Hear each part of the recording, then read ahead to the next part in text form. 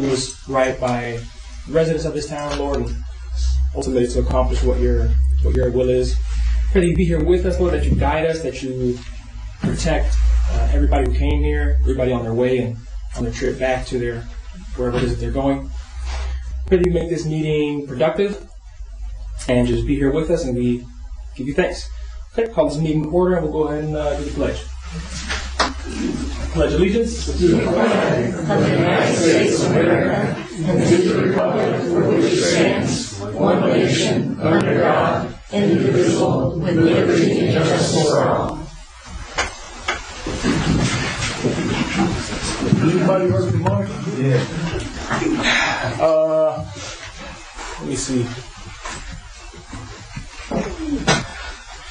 Kelly. Yes.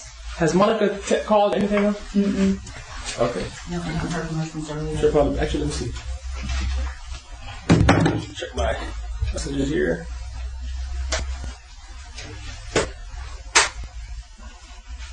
Yes, she had an unforeseen emergency at her job. She'll be 15 or so minutes late. We can go ahead and at least get started. We got to do the approval of the agenda in a minute. First, I'll go ahead and do the roll call. So the person who's filling in for the town clerk role, Brooke Michaud, she got really ill today. That's why you don't see her here.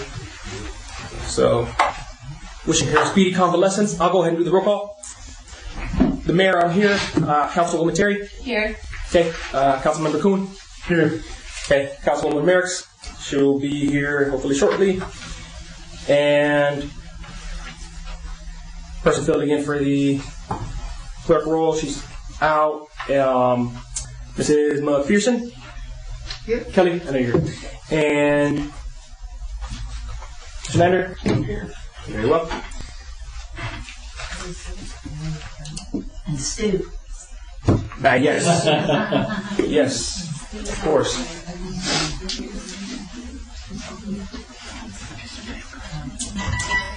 Okay, additions, deletions, changes, approval of the agenda. I know we got a couple last minute requests here for approval. Before I add these, anybody have anything they want to throw on the agenda? I do. Requests to throw on? Yep. I do. I got deletion and additions. I wanted to add the receipt for the paying of the drilling of the test well. They said they don't have the receipt, but I know it's been paid and done and okay. I would like to put that on the agenda and know where that come from. Okay. The drilling of the payment of the drilling of the test well. Payment. Okay. And I have a couple, I think. Yep. Oh, go ahead, Bill. I'm sorry. Okay, I am requesting for number 7 to be deleted from the agenda. Okay. Mr. Mayor, I want number 7 under the business to dedicate for the agenda. I want to know right now who put that on the agenda in the first place. Okay. Well, you can go ahead, make your motion to remove it. Okay. Or remove it, we will, if we get to it. I recently got an email from Mr. Landers, told me that you instructed him to suggest that I have a conflict of interest with this council in the county for running a motor grader for the county. Okay, one step at a time. Do you have any other things you would like to add or remove? Do I want to remove any of this? No. Anything else? Okay. Yeah, I got a lot I want to add, yeah. Okay. Yeah. I work for the county and oh, okay. Well, so if it's related to that specific issue, then we'll wait till we get any new agenda items. Oh, no. Okay. You're saying I can't read this? You saying I can't make my case of why I don't want this on the agenda? So is that what you're telling me right now? Just not yet. I want to make my case of why I don't want this on the agenda. Oh, okay. I'm not just saying I don't want it on the agenda. I want these people to know why I don't want it on the agenda. We got a full house. Okay. Well, before we do that, is there anything else you would like to add? Yes. It looks like I reported to Kelly last week, and it looks like it's been added, the yard sale. Yes. Regarding the change. Yeah, we'll do that for number 11. And I 11. wanted to also add to the agenda a discussion of the Fort White Elementary School children doing the pledge each month. Okay. Community yard sale. Pledge.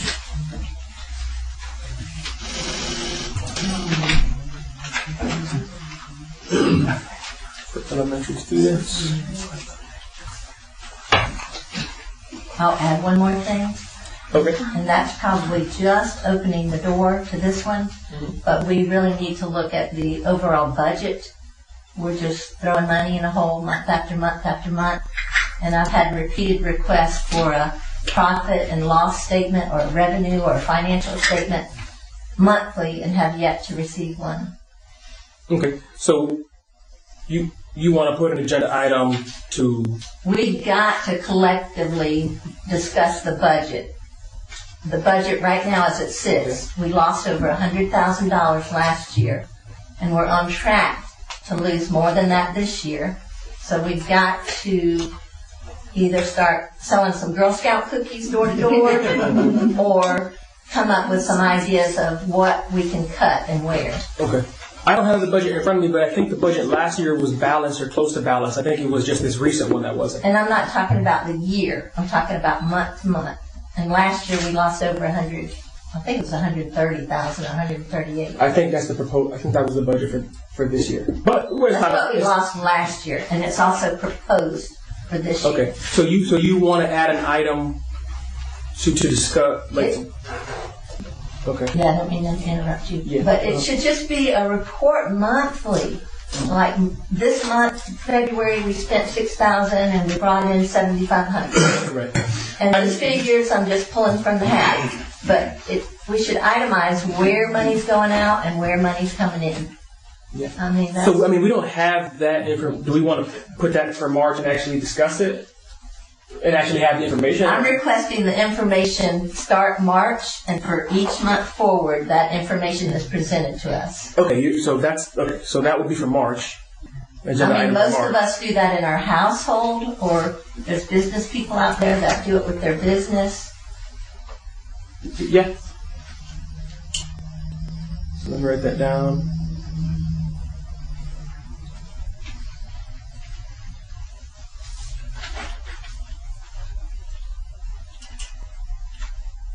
Okay.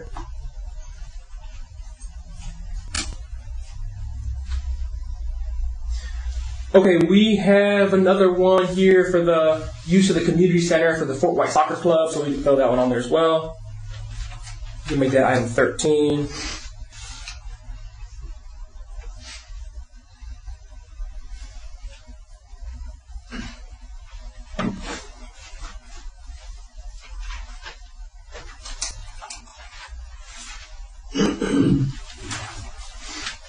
And we have another, no, the community art, no, we brought that up. Okay, so 10, 11, 12, 13 proposed agenda items. If we remove one, we'll have that. I think right now, I don't know that we'll get approval of an agenda. I don't know that we're going to have a unanimous vote on anything, and we need 3 to be unanimous, so you go ahead and state your case, but I thought we needed 3 to have a quorum. We could have 2 to be unanimous in this, couldn't we? Yeah, of course. Do we have a quorum? Yes. good call. Then 2 could pass the agenda. Right? Correct. Oh, 2 of the 3 pass. Okay.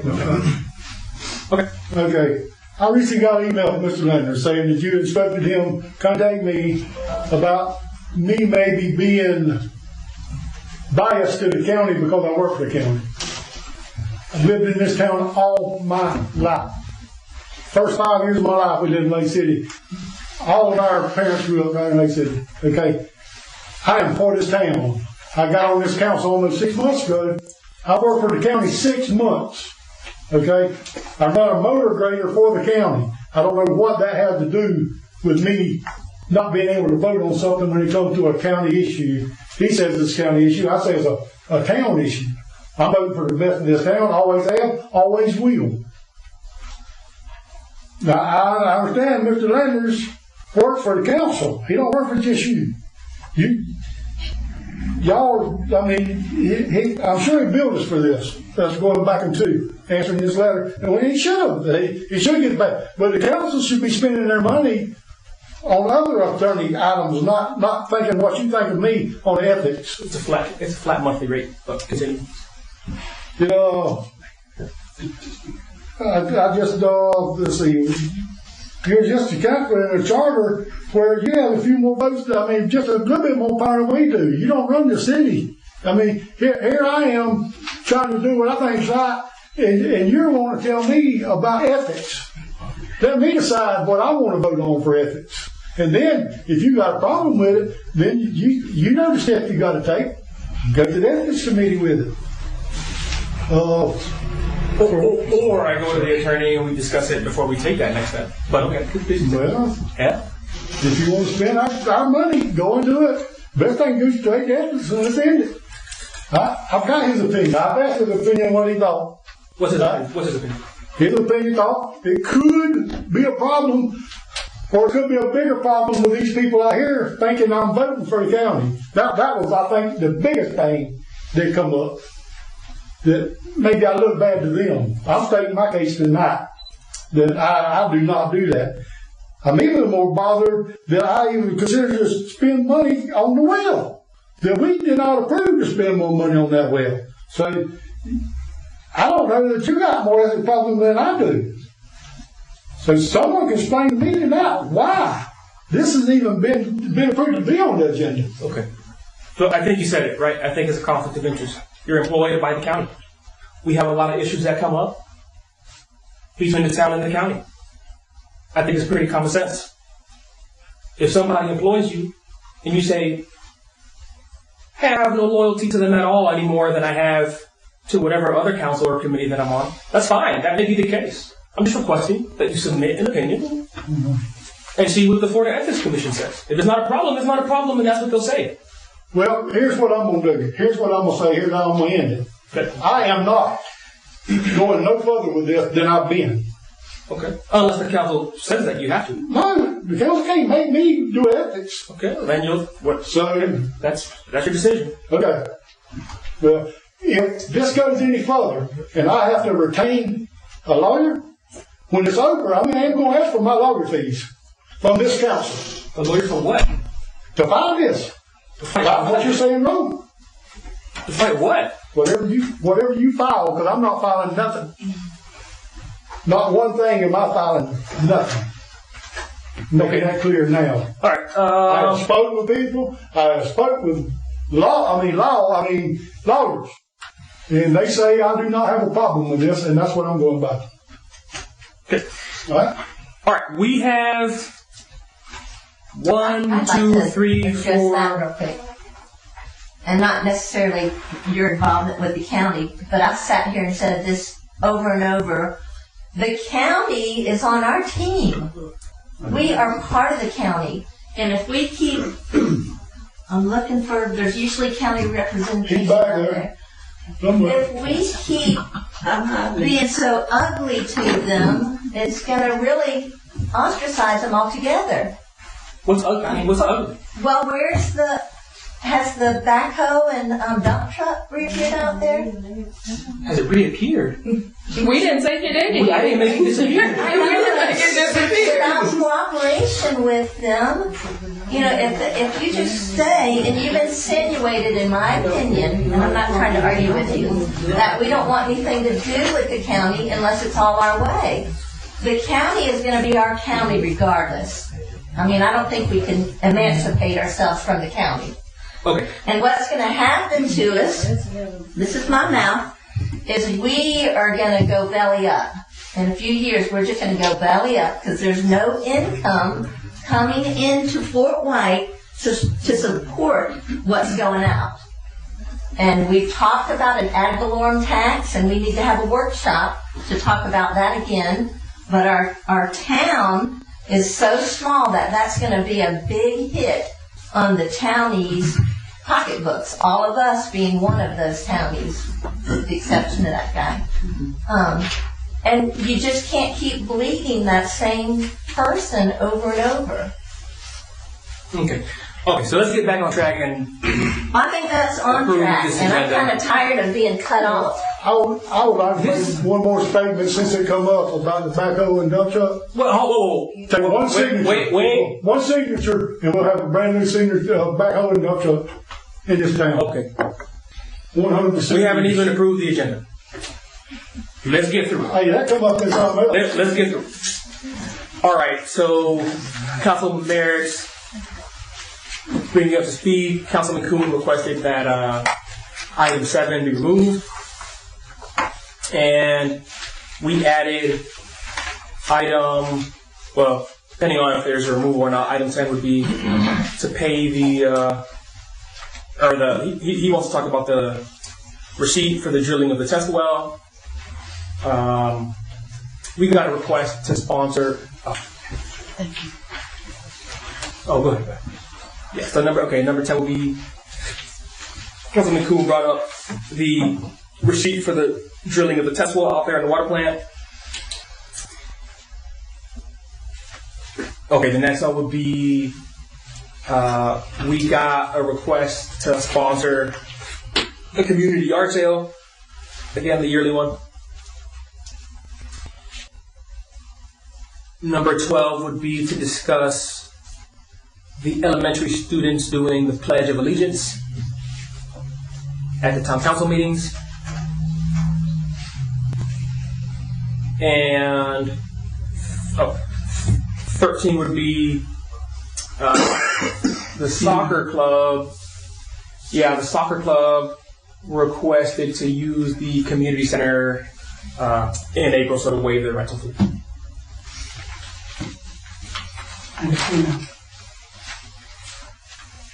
And Councilwoman Cavacheri brought up one to every month. Well, I guess if we only have one meeting a month, to monthly do a budget, like just an update on where we are with the budget.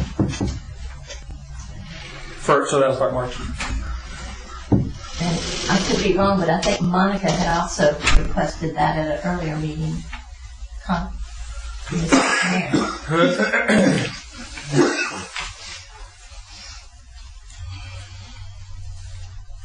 All right, so I need either, we can do one motion for the additions, one separate motion for the subtraction of item 7, a separate motion for the addition of all the other ones. So the floor is looking for a motion to approve the agenda item. I make a motion to strike 7. Item number 7? Okay. Yes. Is there a second? Hey, for the record, this item number 7, it's not for a vote. I just wanted to raise my concerns and what I had with the discussion I had with the attorney, and just request that Councilman Kuhn submit an opinion on his own. I mean, it's not for a vote. So just for the record, it's not like that.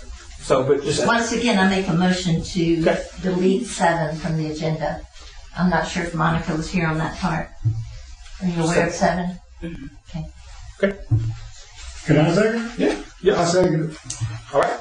All in favor of deleting item 7 from the agenda, say aye. Okay. Okay. All opposed say nay. I say nay. I lose. It is stricken. For ease of administration, we'll keep the agenda items as is. All right. We need another motion to add the new items. I make a motion, we read all the new items that we try to put on the agenda. A second. Okay. All in favor say aye. Aye. Okay. All opposed say nay. Motion passes. We have 10, 11, 12, and 13. 7 has been stricken. Okay. Approval of last month's town council meetings. Minutes? The minutes, Meeting minutes, yes. I have it card there. Oh. Okay. We'll get it to you first. We'll do the approval of the meeting minutes. I think the card goes first. No.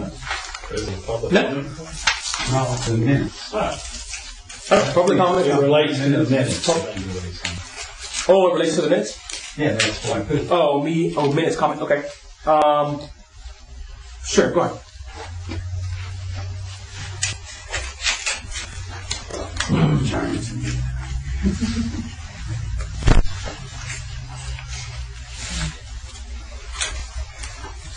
Thank you very much, Your Honor. Stu Welker, Columbia County Observer. I noticed the minutes. Before I mention that, though, Ms. Perry's request for the financial stuff, you might want to include the warrant register with it so you know what checks were paid every month. You might want to add that to your motion at some time. Fort White is an independent charter town. What the county does, it's nice that Mr. Ford shows up here. He's the county commissioner. You owe nothing to Mr. Ford. You get elected or appointed or elected by the board to vote your conscience. And Mr. Ford has nothing to do with that. And neither does Columbia County. And I just would point out tonight there's no agendas. They were not printed. So when you get to the item, I would appreciate if you would read the item so that the public knows what item number you're on. As far as the minutes, I went over the minutes. The minutes are incorrect. The minutes are missing some of the motions. Even though they were tied, they need to be in the minutes. You just can't forget about them. So until those minutes are updated, I would ask that you table the approval of those minutes until you have minutes that are accurate and reflect the votes. Florida statutes is you only have to record motions and votes. All the other chit-chat is up to the council or the board that makes the minutes, but you need to have motions and votes. So you're missing those. So I think you need to table these until the next meeting. Thank you very much, Mr. Chair. Sure, thanks, Steve. And I have a question before you sit down. Were you insinuating that I owe something to Mr. Ford?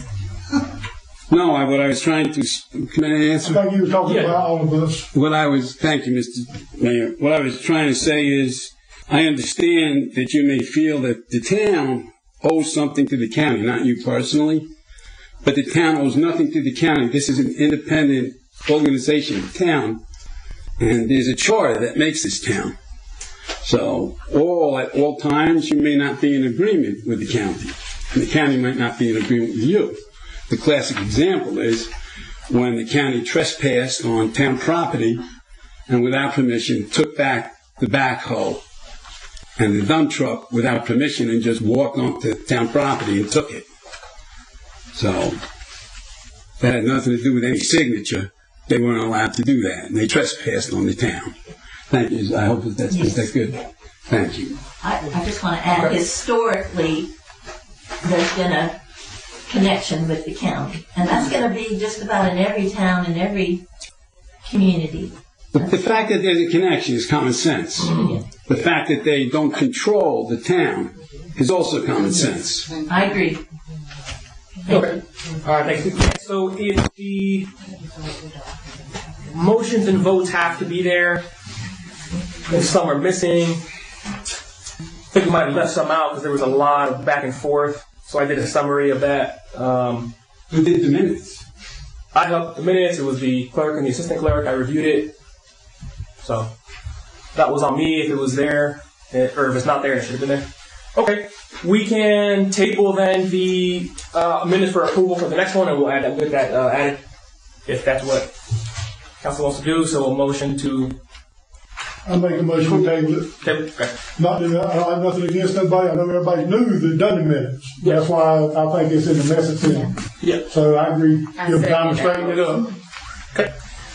So second, all in favor of tabling the minutes to make those corrections, say aye. Aye. Okay, aye. Opposed, say nay.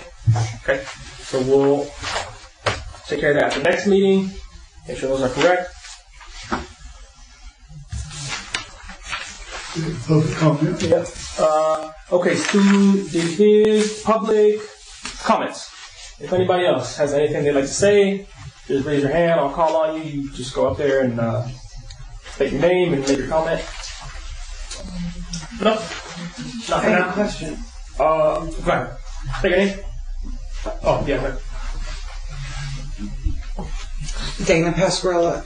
Are we commenting about anything for the entire evening at this point, or are we waiting until we get to that item? Yeah, so anything that's on the agenda, you can go ahead and make a public comment now beforehand. Okay. And then there's a spot after as well, but if you would like to make one before, you feel free.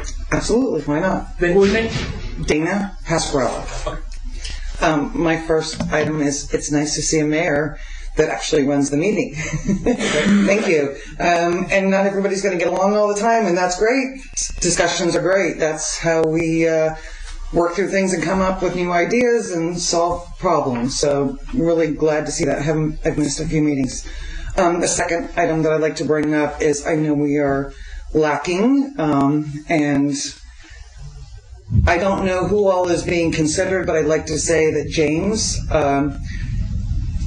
is one of the few people that you will ever see out here that is always consistently talking to the community. And it's nice to see that somebody does that, because we haven't had that so much in the past. I know Catherine Terry is out and about all the time, but it would be nice to have another council member that really has a pulse on what's going on in the community. So I hope that he is being seriously considered for that position. I don't know if you've already made that decision. And lastly, the collective. Are we not over this already? I just, mind blown that we're still talking about this. I thought we straightened all this out. And I know that Mr. Dick is upset about the collective. It's also my understanding that he just recently purchased that property within the last, 6 months. But he purchased a property next to a commercially zoned property and then expects that they don't function as a commercially zoned property. And I don't get that, especially when I understand that Mr. Dick is a realtor. So I would think he, of all people, would understand the placement of the property that he purchased in regards to the location of a commercially zoned business. And I know that a lot of people here are in support of the collective. Of course, there's a few that aren't, for whatever reason they have. I personally, I don't eat junk food. I don't eat at Subway, and I don't eat at Hungry Howie's. No. And I do go over to the collective and eat there quite often. And they're the nicest group of people, and they are so supportive of our community. So I cannot believe that we are having to have this on the agenda again. And I hope that this is squashed in a nice, quick fashion. So that's all I have to say. Thank you. How do you, one more time, how do you pronounce your last name? Pascarella. Pascarella? Yeah, I don't even usually tell anybody my last name because they can't say it. So. Miss Pascarella, okay. Thank you. Yeah, absolutely. Okay. Any other public comment before we move? Oh, yes, Miss Aura, yes, please come up.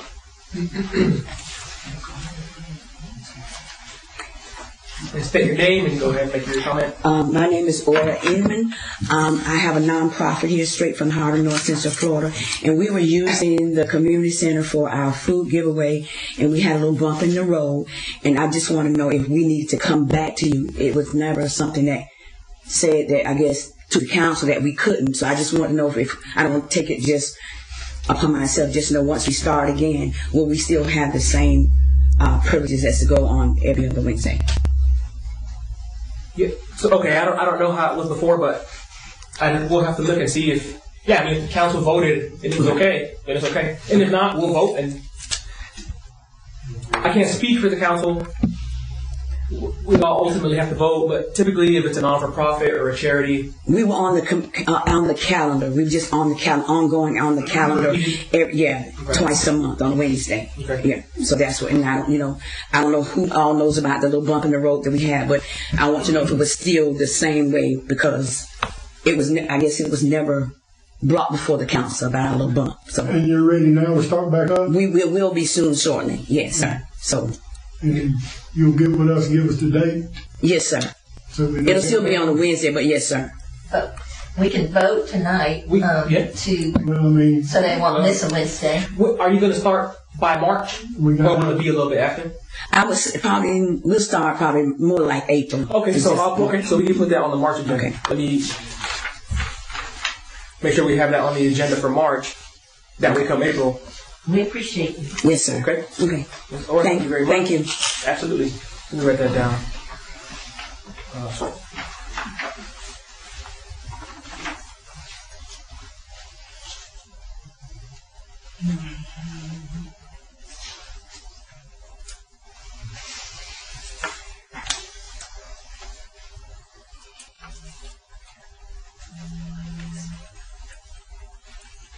Two Wednesdays a month?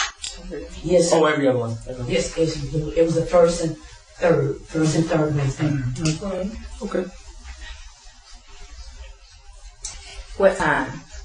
is we go usually in there at 9 and we're usually out by 1:30, but we can put 9 a.m.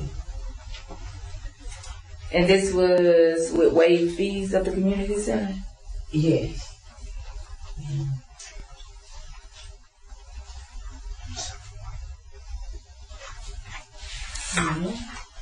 Okay, let me.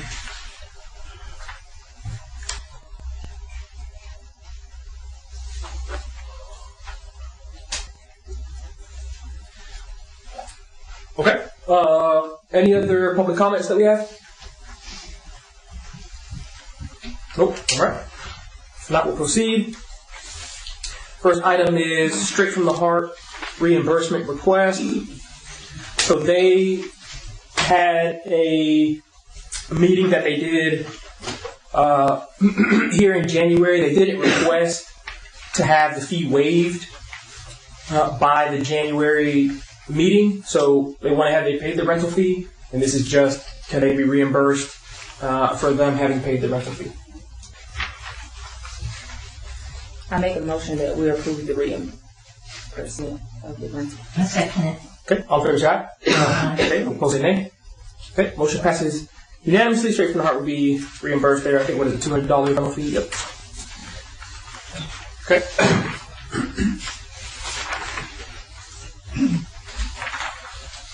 All right, the second item is approval for the funding for who's filling in for the town clerk position and the assistant town clerk position. It's just funding approval for them through the temp agency. All this, though, just be a motion to approve it. At the hour price that I seen, is that what you were getting approved? At the hourly, yeah. So it's That was on that letter? yeah. So that's what the temp agency charges a 50% markup. So No. yeah, I know. No. Yeah, apparently it's standard, yeah, but I just want to make sure that's just for the temps, because we have nobody that near qualified to make that kind of money. correct. I mean, I'm not trying to make fun of nobody. No. It's But that's not even temp. Yeah. What for? Why they expect to pay another employee is what I'm trying to say. I don't want to talk about somebody's qualifications. correct. Yeah. So for the assistant role, it's $16 an hour plus 50%. So that's what makes it 24. Correct. Gotcha. And then the same math for the town clerk position. Are we still running ads for a clerk? So those closed. Where did we run them? I don't know, town website. Those closed. February. Do we have any? Yeah, February something. So they're closed? Shouldn't we reach out to the public like in Gainesville and Live Oak and see if we can find a clerk? Yeah. So that, that's. I'm just asking. We need a clerk Yeah. Reach out. What do you mean reach out? in the paper. Run an actual ad Oh, run that. Okay. for somebody. I don't know exactly how it's done these days, okay? It ain't paper, I'll get. Yeah. We have new apps? Okay, I've seen one. Yeah. No, I didn't present them here Okay. All for right. this meeting. We have. I Yeah. didn't know you had some. Yes. We have quite a few, I I think. guess we need to look over them before we go any further. Okay, 'cause I haven't seen any. I tried to bring up at the last meeting, questioning whether or not we need the two. Again, I'm on budget here, y'all. I don't know that we need the two, and particularly if the clerk does not have grant experience. And it's my understanding that the clerk, her name is Brooke, Yes. and it's no fault of hers. She's been sick the whole time. So Nope. I've never really seen any interaction with the AFI. But our assistant has really been running the roads here, doing a lot. Yeah. She's definitely been doing. I mean, Brooke has been here every day except for maybe 1.5 days.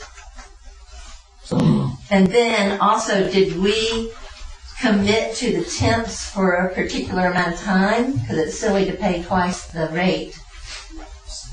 What do you mean twice the rate? Time and a half, what you said. The temp get 50%, and then we are paying. Are we paying the temp and the person? We're paying the temp agency. Are we paying the temp agency and are we paying them? So that's the question? Yeah. No, so we're paying the temp agency and then out of that, the temp agency is paying them. I don't know if Yes, that's but that amount of money going to the temp agency is twice the amount as if the town of Fort White wrote the check. no. Okay? Time and a half. Okay. That's what he was saying. So we really need to find a clerk pretty quick, and so we can stop. And she's asking, is there a contract for so long with them? Yeah, that's or a until we separate find question. somebody? Oh, how long is the contract? Yes. So I think it's in here. The contract. I don't believe there's a amount of time stipulated. The only stipulation that I saw was if we move to hire full time one of the employees before, I think it was 4 months or 4 months and some change, there's like a fee, like a 30% or so fee that they'll charge. But yeah. Am I the only one questioning the need for two? No, I would question that too. I'm not. But, well, So the need for two is sort of maybe not two full time, but life happens. So just like you just said, Brooke was out sick. What happens if one is out sick? There's nobody else to cover. You're gonna need a second person, whether it's part time or full time. And I think for the amount that we were paying one person before, you probably could get away with two. Yeah, I agree. Yeah. So, yeah, I agree. Like tonight is a perfect example. Mrs. Bishop, through no fault of her own, she got sick. Actually, I got her sick, but it's okay. Kelly's here. So what happens next time? If we only have one, and that person's out. You know what I mean? So, okay. But in the meantime, do we want to approve the funding for the people that we currently have in there, so that we can continue to have them there? I make a motion we approve the funding for the tip we have at this time. Okay. Is there a second? I second it. Okay. All in favor, say aye. Uh, Okay. Opposed, say nay. Okay. Motion passes unanimously for funding for the temp agency.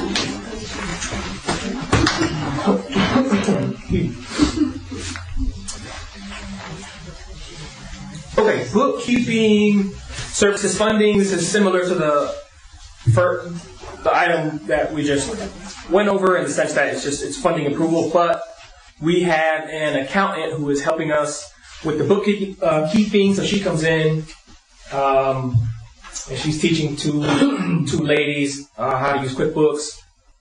So she's not only doing it, but she's teaching them how to do it. And you can see, I think she charges up to, depending on, so it's $100 an hour, depending on how many hours she does, but no more than 1,200 hours a month. $100. $1,200, yes. $1,200 a month.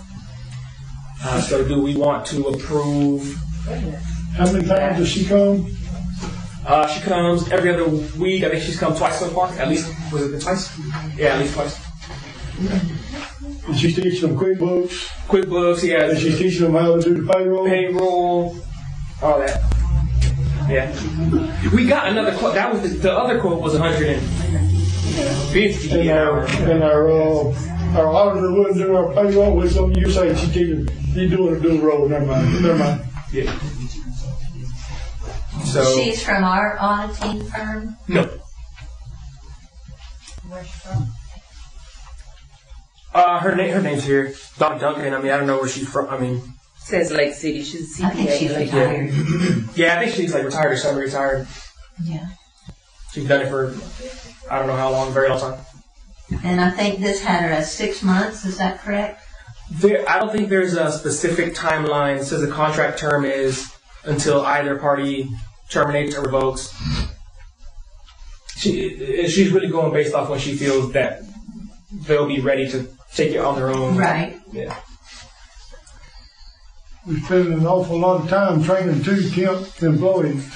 Yeah. Are they applying for the jobs here too? Yes.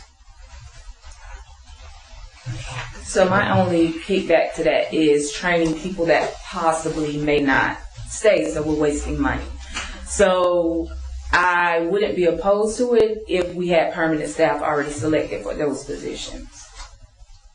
Well, but in the meantime, who's going to do all the county stuff, like the QuickBooks stuff and the... I mean, I agree with her doing it, but training staff, that is a maybe. I don't think Oh, you're that. saying you don't want to be trained on, like, financial stuff? Right, so is it the same fee for her to train them too? Or would it be lesser for her just to do it until we get someone for her to train?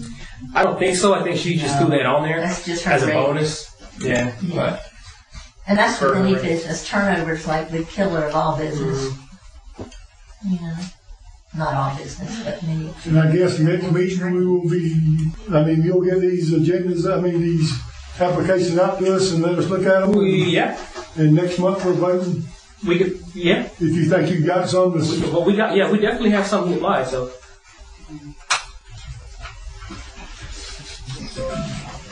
Did anyone apply with grant experience?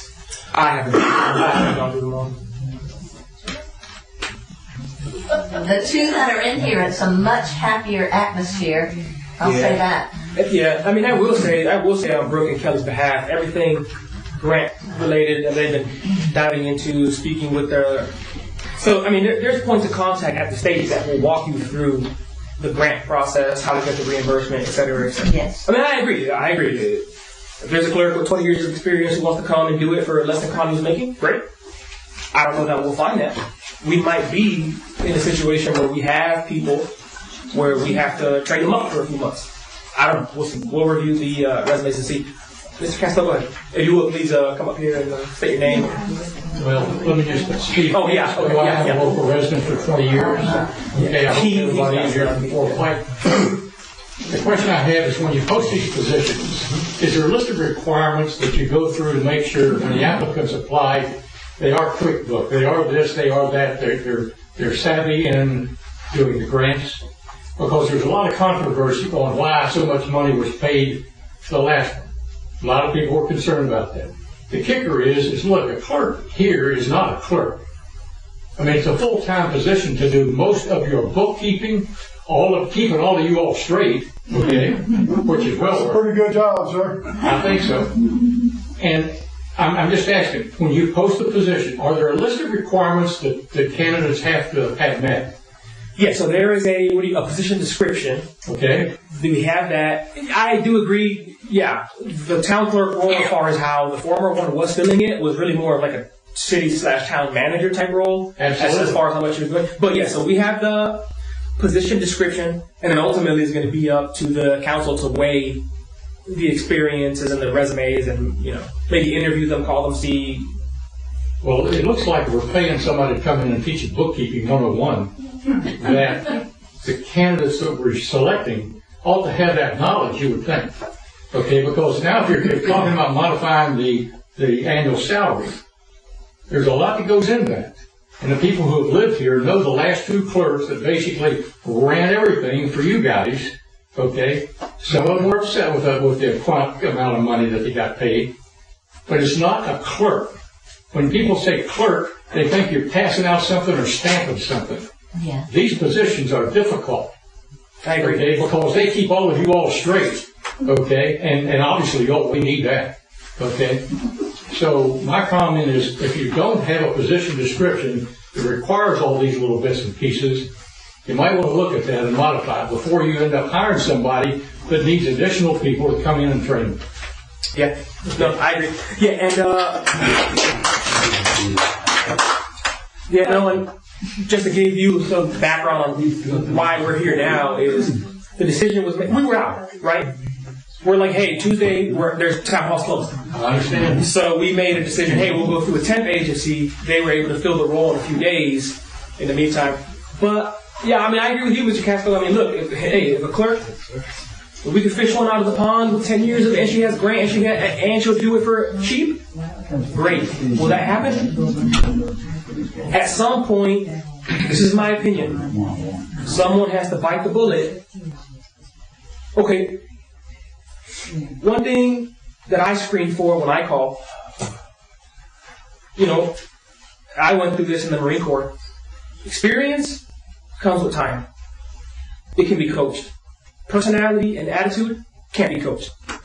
So, me personally, this is probably how I'll vote, but I'll just make it known. if the person is sharp, has a good personality, good attitude, and they're willing to learn, and I feel like they can be trained in 3 to 6 months, to me that's a huge win. But anyway, so that's the background there, and we'll see. Maybe someone with the qualifications did apply. We'll see after the next meeting. We'll review all of that. All right. In the meantime, as far as currently having bookkeeping, and it includes payroll, do we want to pay the up to $1,200 a month to continue to have that?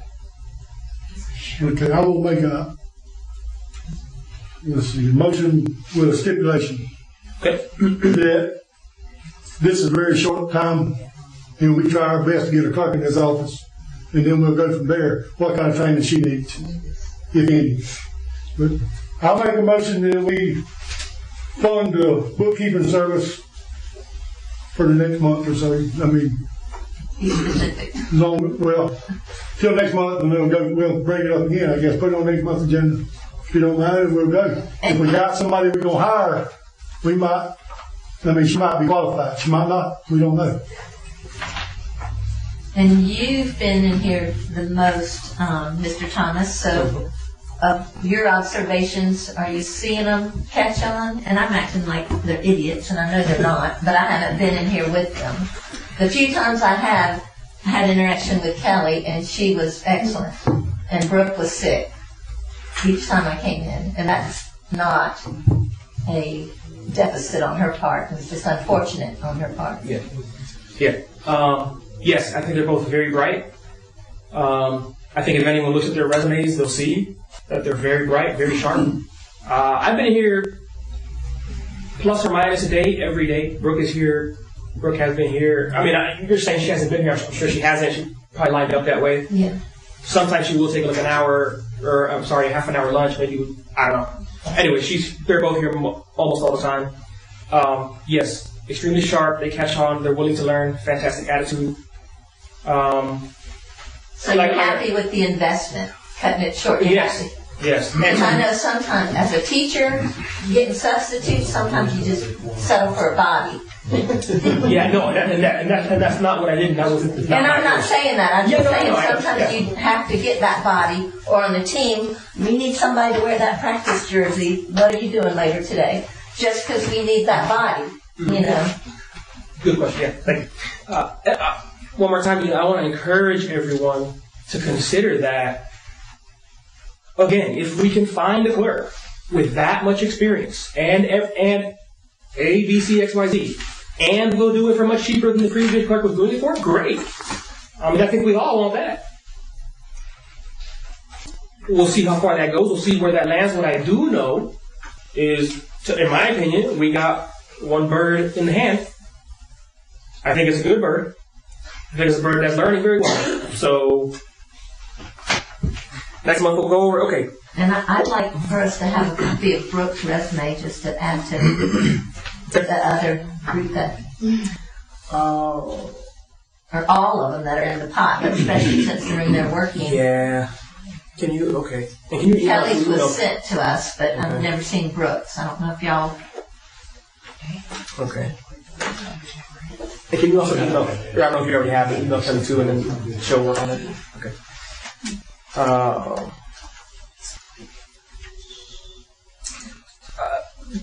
Councilman Kuhn, go ahead. Please make your motion again. I don't want to put the stipulation on there because we can cut it off at any time. Yeah, because it says there's a 10-day. I'll make a motion that we approve the bookkeeping service fund.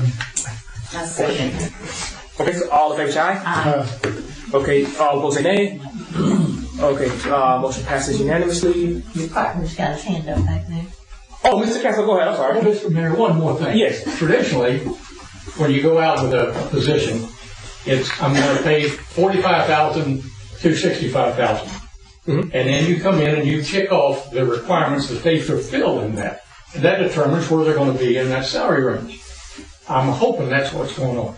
Yeah, I mean that's what I did for the temps. I mean, as far as for the permanent, that's going to be the council. Yeah. Okay. But I see what you're saying. Yes. Make sure that it's an actual process. Ma'am, you raise your hand. Go ahead. State your name. If you can, if you can make your way to the podium, do. If not, if you're stuck, then it's okay. I'm here, It's fine. okay. My name is Sarah Gucci. I've been using QuickBooks, and you don't have to pay a service. If you have a subscription to QuickBooks and you have problems, you could call them. They will help you with the tutorial right online. You don't Yeah. have to pay an extra service Yeah. for that much. I will say, I will say, if it weren't government funds, maybe, but when you come in, part of the way through a fiscal year, there's already a system of invoicing, of payroll, et cetera, to just put a new person in there and say, here's the password, good luck. In the short run, I think it makes sense to pay for them to be checked. You're using QuickBooks. You're paying for the subscription that goes along with tutorials that they have. And they're able to help you, and you can actually teach your temps that are filling in for these positions, and you're not paying extra expenditures where you don't need to. Right, that is probably a possibility. However, I think it's much more efficient to have an accountant to reduce the errors greatly, et cetera. So, but okay, that's your opinion. Thank you. I think given the emergent need that we needed the town clerk and assistant clerk is a better answer. So we did what we had to do. So, I mean, that's like You pay for it already with QuickBooks, so you have to pay every year for QuickBooks, so why not utilize that instead of spending extra, because QuickBooks actually has accountants as well. Understood. Okay. But I work with QuickBooks on my job, and I'm still trained in addition to that by a person that has knowledge and experience. So, And she is doing other stuff while she's down there. And it is going to be for a very short period of time. Okay. For item number 4, I did. That's all. 1 second. Excuse me. Go ahead. I use microphone, the podium.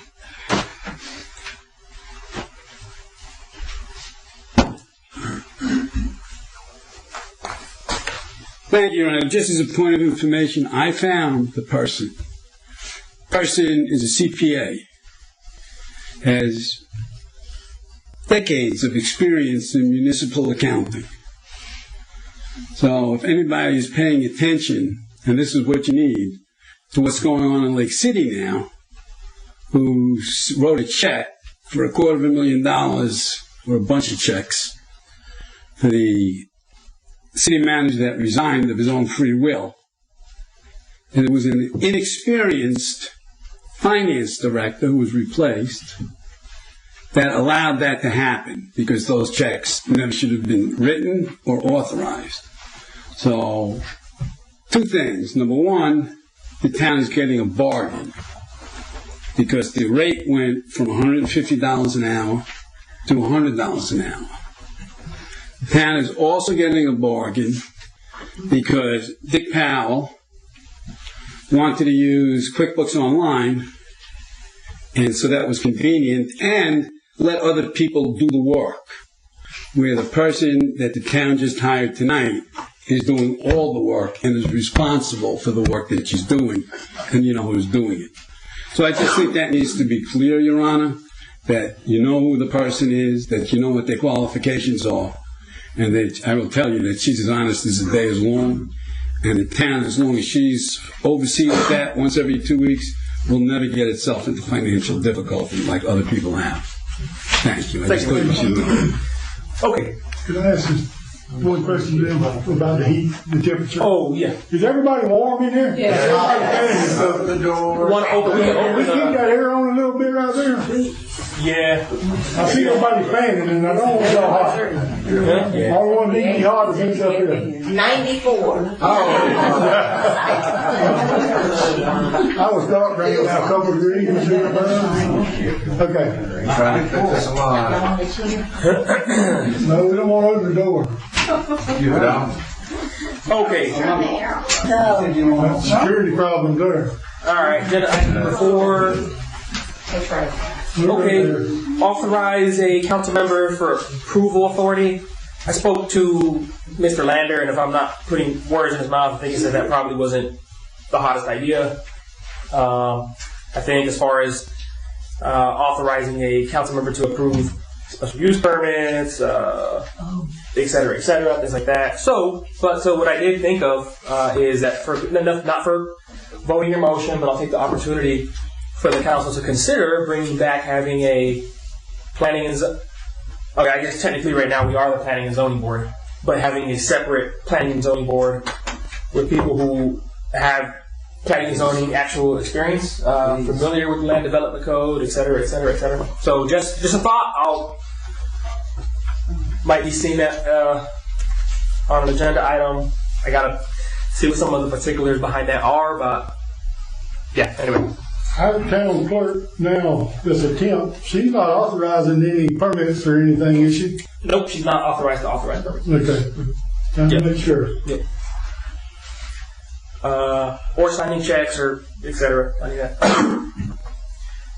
Okay, town attorney go ahead. No, I was seeing where this was headed. I thought you were moving on. Yes, so resignation of the town attorney. The council knows we received Mr. Lander's email. This is mainly just an update. FYI, we are looking for a new town attorney, at which point when we find one, we will submit it to the council for approval of the new attorney, see whatever the fees may be.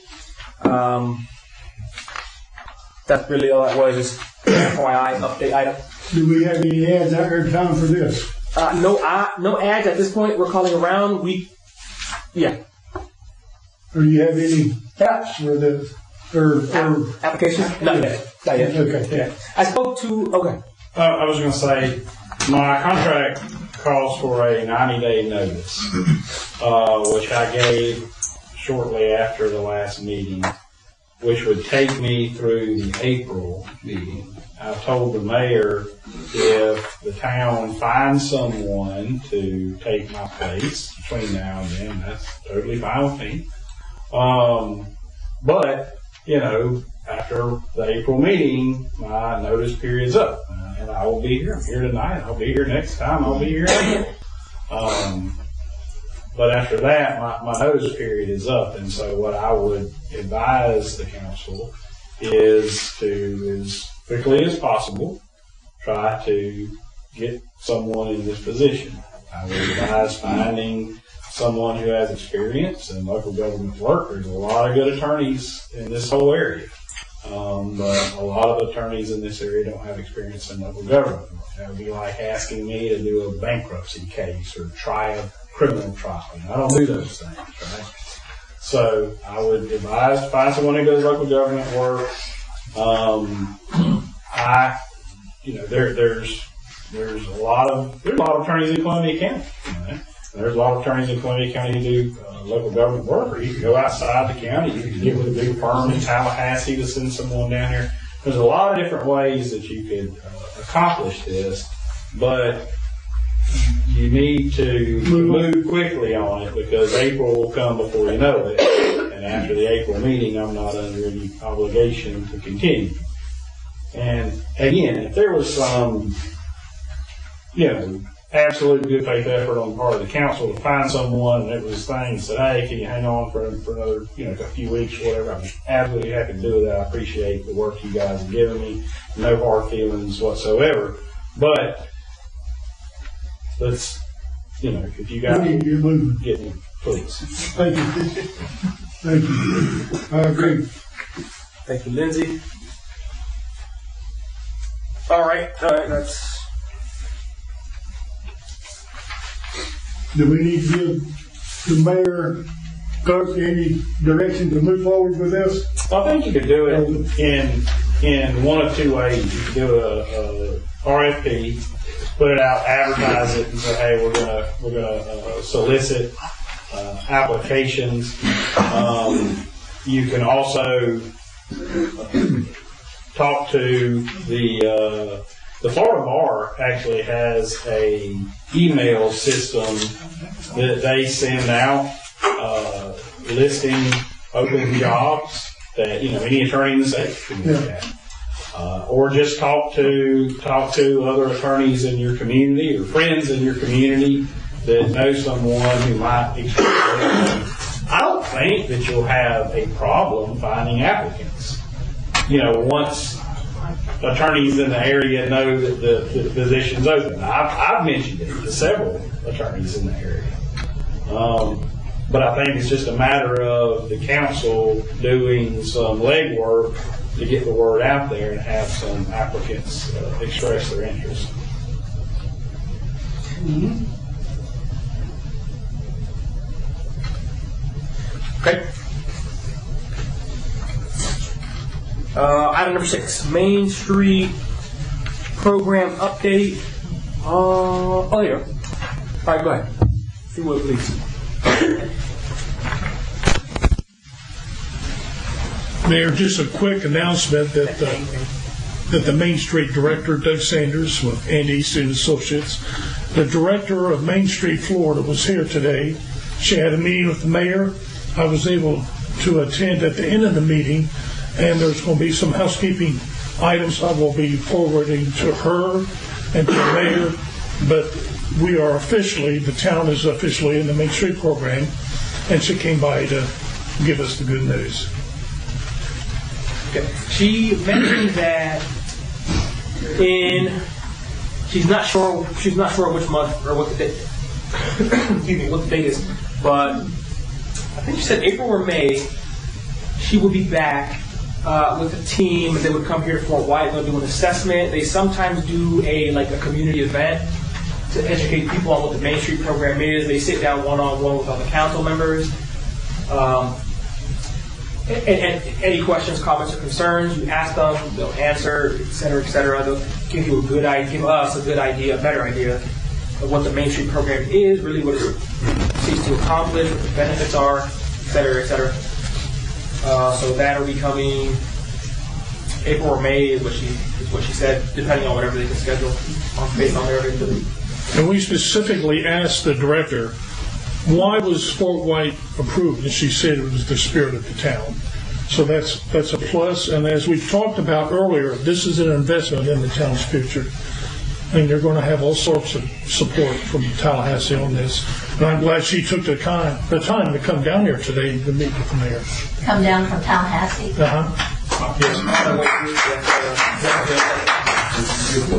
And that's another $24,000 a year that's coming from our budget that we don't have.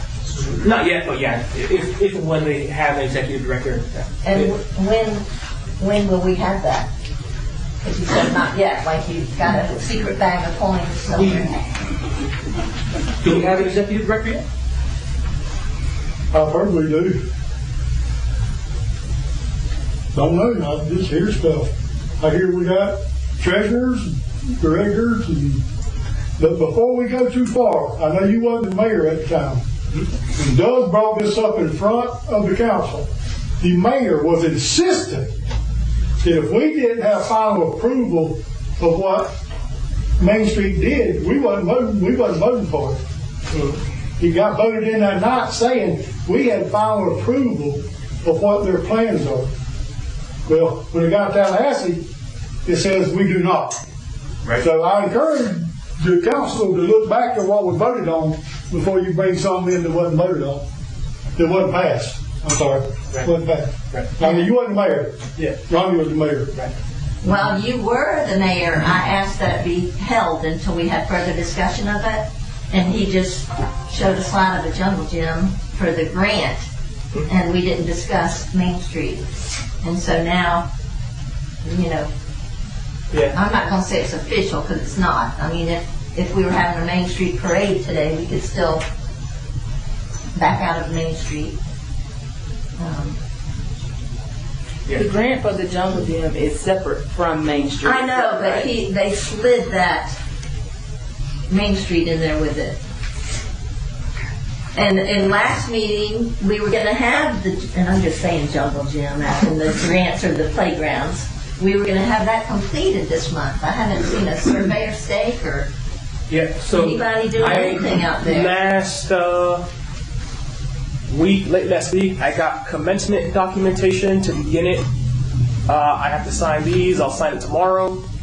Doug will take it. For the parks. For the parks, yeah. The 2 parks. Yeah, that's what you're referring to, right? Yes. Yeah. The boundary surveys have been completed, the title search has been completed, and the mayor has everything he needs to get started. Then we should get a letter from the state within 2 or 3 weeks, and at that point we'll be in a position to make the improvements. But we should have an input of what those improvements are. You will. We have the budget items, you guys will fill in what you want. Good. Well, last meeting, Doug, you told us within 30 days for sure that we would see groundwork at these parks if y'all got in contact. No, that's not what No, he did say that. If you guys know, it's on, listen to it. No, he said construction will start in 30 days. Groundwork would start within 30 days. Yeah. Listen to the meeting. When we had the commencement document signed, there was a delay in December when the contract went to the county, and then when it came back to us. So he's got the documents here tonight to sign. Yes, so it's on me for action as of last, I don't know, Thursday or so. So the grant work will start tomorrow as soon as I sign that. I mean, that's true.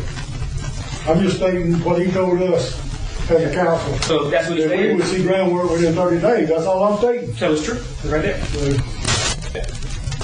And that ain't groundwork. He said we'd see stuff going on in these parks. That's what I'm saying.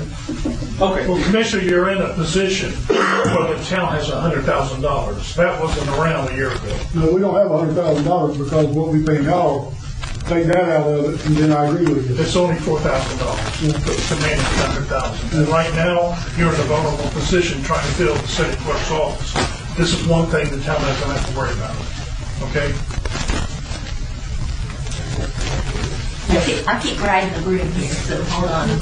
Making another swing. I just am preaching about the budget because you stood there and said that a Chamber of Commerce could do the same things and that the town could not really support the two because of our size. So I'm just tight with money. I just see that money not being handled correctly. Yeah. So And I'm for Main Street. I was the one singing and dancing down there at the depot. If anybody attended, I see a grin back there. I know you were there. So no one's for preserving the historical district and seeing a bench or seeing a jungle gym or anything, a flag on the post. I tried to sell y'all that about the flag and hay during Halloween and bragged about how Karen, with Karen's Cuts, always individually does something really good seasonally. And I know Main Street is way more than that, but that's stuff that can be done by a committee within our town free of charge or a Chamber of Commerce. Yeah, but we can't. Yes. However, the grant money, Including grants. the Main Street program opens up unique grant funding opportunities that Chamber of Commerce does not have. Go ahead. Maybe different grants, but Chamber of Commerce, any citizen has access to grants. I'm sorry that I No. missed your January meeting, okay? But I've done a lot of research on Main Street, and Doug, I appreciate all the effort that you've put into it, because most of what I've found is you've kind of spurred that. But if you go online and actually pull down Main Street from the state, you can pull down that much literature, okay? And I would hope, it sounds like, and I'm like, Bill, it sounds like the town thinks we already have a director and a treasurer and all of this, okay? I don't know that, and when you and I talk, it doesn't appear that that's true yet. So I don't know how many of you have pulled down that volume and when grants can be applied, or from them, applied for and got. But it looked to me like it was not right off the get-go. It looked to me like you had to be into the program for a while before you could apply for a grant. And you had to have community involvement to have directors, treasurers, a whole separate entity, right, for people like us, okay? And that donations from the businesses and people like that was part of the program. Yes. Okay, so now I'm thinking, all right, do we have a Chamber of Commerce? Because like you mentioned multiple meetings ago, if you have a true Chamber of Commerce, they're doing a lot of the same things as far as pulling together on activities for the town, helping people in business make the town, like the German restaurant that's been here 3 years and not opened yet. But Maggie's is coming, so gee, we're making progress, all right? So I would just ask that if you all haven't pulled down that literature, okay, you need to pull it down, because I did. And it's about that thing. When you go into the various pieces, okay, and community involvement, yes, it requires community involvement, but it also requires the community to throw out some shekels, okay, to fund some of that stuff. Yes. So, I don't know where you are. It sounds like we might have a director for $24,000 a year, or we may not have a director for $24,000 a year. But that's not part of it. I couldn't believe when you pull it down, it's 2 inches thick. I read those 2 inches, and I called Hastings and talked with them, and I called High Springs and talked with several of them. High Springs is defunct. Right. Hastings is new. Right. And Hastings has quite a lot on Facebook. Newberry is in it also. And when we had our meeting here with our former mayor, as Bill Kuhn mentioned, the mayor was adamant that the board would have control over it, but just because we didn't really know anything, and we don't want Miss Pasquarelli, how do you say her name? Pasquarella? Miss Pasquarella to decide to have some kind of voodoo contest going on down there. Oh, man. I'm teasing you. But you know, there's got to be some kind of control. But having read more about it, I feel like the Main Street program is responsible for following rules that we would appreciate, if that makes sense to you. However, part of my argument was that we were deceived with the presentation. And when we came back, when Mr. Sanders came back, we were suddenly landlords. Like, we held the golden key to the depot down there. We were landlords rather than involved in the actual process. During that depot meeting, the officers were elected, and it was presented by Mr. Sanders during that presentation that these officers would, and I'm not necessarily bashing the officers, I'm going by the presentation, these would make the application more complete. And if you were at that meeting, really, Susie, you're the only person that I know was at that meeting. Was someone else at that meeting? And y'all might be board members. If you are, I apologize. I don't recognize you. But it was presented at that meeting that the elected board members would just pad, I don't think he used the word pad, but would pad the application to make it look more complete. And, that would have our chances be higher.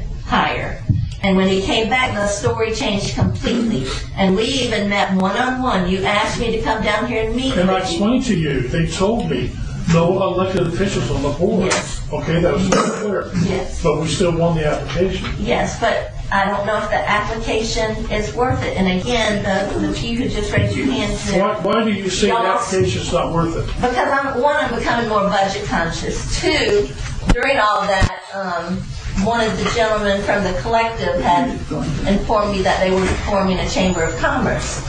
And we've talked several times about the defunct Chamber of Commerce that have happened in Fort White. But you've mentioned to me that the town has tried the Chamber of Commerce several times. Yes, but these guys, they don't play. When they come here to do something, Alex and Ruben, I'm giving you credit here, y'all do it right. And yeah, we've had a lot of trouble with the collective, but I think in your heart and legally, you're trying to do the right thing, and I know that you have a connection with the community so that people would follow that drum line or follow that lead. My biggest thing is the money. That's probably a tie. That's recommended by Main Street. You can change that. And you say Could you let me finish, please? Okay. Those that were elected, I think it was 4. I'm not sure with that, but it's treasurer, president, secretary. I'm not sure of all of it. And then the director was going to be under the understanding of the council. The council would hire the director. At that time, your wife had her name in the pot. I talked with Doug. I would like to resign and put my name in the pot. I was so excited for it. But having lost the ability to supervise the director, that goes to the board as well. Now, I don't know if the board has, been trying to make plans of who they would select, because it's my understanding that selection would go to them. They have to advertise it. Main Street even has a website for you to advertise Main Street directors. So I'm arguing the program, I'm arguing the dollars, because it can be done. The salary can be changed. And I'm going to throw this in for sarcasm, but as a true point, you put that Guardian for a Change in charge of Main Street, and it would be like Disneyland out there. Because those ladies, are you getting paid for growing a plant? No. And y'all are like Jack and the Beanstalk. You put a seed in the ground. So you get the right people involved, and money's not necessary. Also, if you get the right people involved, money falls out of trees. I'm serious. Okay. Do we want to? This sounds like maybe we want to have a March agenda item discussing Main Street. This is just an update item, so we're not going to make a decision tonight. So we'll move on. What is it? Sorry. Right there, you're going to state your name and. Hi, I'm Don Drain. I was at the depot for the Main Street meeting, and I guess I got elected to be a member at large. And you're Don, I'm sorry. Yeah, Don. You're the parade guy, cool. Yeah. So anyway, I haven't got contacted or anything. Has there been any meetings about the Main Street program? No. Not since the organizational meeting in August. Okay. Waiting for the confirmation from the state. Well, I heard it was approved over a month ago. We got official notification. The director came here today. Okay. Presented that to the mayor. I mean, shouldn't the members of that be notified when stuff goes on? I'm just asking. I've had several members of the Main Street group call me, and they will receive, when Mrs. Beck comes back, they'll get more information how to get started, because they're a brand new program. And it takes time to get this thing moving. Okay. Yeah, so the state comes, the program coordinator comes, she brings a team, they come, they get the people together, they do all the kickoff, right. Basically. I mean, there's nothing stopping anything prior notification, prior formal acceptance, but. Yeah, I mean, this is the first I've heard about the forward motion, and I guess it's not exactly the way they described it at the depot. So, if that's things that us as, that are on the committee can help change or talk about, I mean, it seems like we should be involved. And have you been added to the committee since the depot? I was added at the depot. Okay. Right. And one other thing I heard mentioned there, but okay, Parade Man. The Fort White Business Council is actually a subsidiary of the Lake City Chamber of Commerce. Now, granted, it's not very functional down here. It runs the parade, and it's kind of it. I've never been a businessman. I always worked for somebody. I really don't live in the town. I live shortly outside it, but it should be run by people that do live here and do own businesses. So to form another one, I don't know, that's a whole other topic, but there is one that kind of exists. It needs a little bit of support, but so anyway, that's all I got. Thank you. You said there's one that exists? What exists? Fort White Business Council. Chamber of Commerce. Oh, yeah. It's a subsidiary of the Lake City Chamber of Commerce. Oh. When the old chamber went defunct, that's what it turned into, is a business council, and it's overall not supervised, but controlled, not controlled. There's things that, like for the parade, that we run through them. So we're not totally isolated on our own. We work with the Lake City Chamber of Commerce to get certain things done. So, whether that grows or changes or whatever, that's something that needs to be discussed. And I just want to add that the Tourism Development Committee recognizes y'all also, and they wanted to make sure like the parade was the same day as the parade in Lake City. So I try not to run two Saturdays. You're of great value is what I'm really saying, and they know what you're doing. So watch out. Thank you. Okay. All right. Moving on to item. Where are we at here? Item 8. Okay. All right. Continuation of the appeal, Brad Diggs on the site plan. Everybody has a letter here. Two letters. Letter from Mr. Diggs. Did we decide to freeze Main Street or continue it next month or what? We'll have to make a decision next month. So, okay, Mr. Diggs says unless, basically he has no intention of speaking unless we ask him to. What we also have here is a formal written opinion from Lowell Garrett's firm, their attorney, wrote up their opinion for them. Could I speak to objection? 4 or 5 pages. Let me get through it and then you can.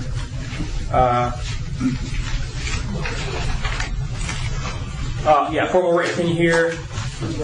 I'm sure we all read it. It states that. I'd like to object it to being put into the record. Well, the mayor's talking, so let him get out what he's saying. So we don't talk over each other. Okay. Which states here, and like I say, I'm sure we all read it, but that there was nothing at all inconsistent or any reason per Florida statute, per our own land development code, why our prior decisions should be overturned or revoked, or why we should grant Mr. Diggs' appeal. That's here in writing, but go ahead, Mr. Diggs. First of all, I want to go on the record. I'm not against the collective. None of my testimony up here, I'm fine with the food truck ordinance and everything else.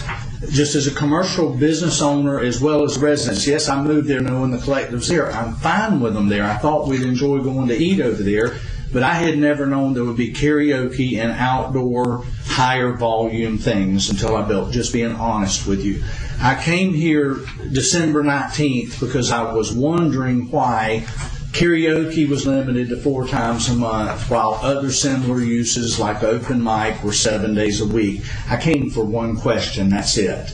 And why I have filed an appeal is an appeal against the procedure of the board and against the mayor for not allowing citizens to have access to their local government. I sleep just a few feet outside of this thing, and so to the direction. This is not against the collective. I don't want to see them leave. They're fine. You hear me saying nothing about aesthetics, about the way they operate. Gray area. I'm fine. I don't need to control them, but I do feel like that our regulations should be followed. I'm a commercial landowner getting ready to present a site plan for my property, and when I read through the regulations, it specifies that I have to do certain things. When I go back and look at Dollar General, they had to do the certain things. When I look at this and it being next to me, I asked the town clerk for some of the documents for the submittal, just to get some of my information. There appears to be 0 documents in the town's possession outside of the 8.5 by 11 hand sketch that's been presented. So my whole thing as a citizen is, let them do it, but let's follow the process. And that process has not been followed. Now, the reason for objection of that letter is that according to 10.07.02c, any testimony that is provided must be available for cross-examination. And If she was here tonight, I would think it would be appropriate to put it into the record, but I have no way of cross-examining, neither do you, a letter, and it's a very, very one-sided letter. Could go through many areas where they've gone in and said, that it's appropriate in the ordinance, but they will not go into the land development code and state where it's not appropriate. So you asked for the person that was making all these decisions to come to you tonight, and what you got was a letter from an attorney rather than the person you would ask questions. But I do want to let my letter, just proceed. Let me sit down. Again, I'm not against the food truck ordinance. In that letter, it states I do not understand why permanent uses are being given when there's a special permit process that doesn't cost them anything. But I do put my prior objections, again, that they maintain on record. I do want to enter into evidence one additional item, and this would be in regards to the question of partiality, where the mayor spoke when he was a citizen on behalf of the collective a year ago. And so just like to enter that in evidence. Who's taking evidence? I guess you can give it to me. Was the card, but we don't have it. Yeah, give it Well, to who me. is the land development coordinator? That's one question that, I think we thought Mr. Garrett was our land development coordinator, and he said that he's not. Can somebody tell us who that was in December, in the last meeting or December? Yeah, my understanding was that, we'll have to check specifically the land development code. My understanding is that the land development coordinator is a town clerk. Okay, well, she did not represent that to me in our discussions up through December 19th. That she referred to Mr. Garrett and indicated there, but I'll leave it at that. I'm not against the collective. I hope they prosper, but my letter should state my concerns. Thank you. Yep. So, okay, everything that he just said is also addressed in these 5 pages. According to our own land development code, again, the town planner who was with us every step of the way, working on the site plan, on the special use permit, with this attorney, with another attorney as well, now with their attorney, all disagree with Mr. Dix, and that's fine. Hey, people could disagree with each other. However, we have it. He says that Mr. Garrett is not here, right? But we have something in writing, right here, in writing. So at the end of the day, look, Mr. Dix has an open appeal. Local Bears firm has issued an opinion, and they say yes, we stand by what the town council did. We stand by it being in accordance with the land development code. We stand by it being in accordance with Florida statute, et cetera, et cetera. The question is, what do we want to do? Do we want to approve his appeal, or do we not want to approve his appeal? And he has 2 appeals: site plan appeal, special use permit appeal. Right now we're talking about the site plan appeal.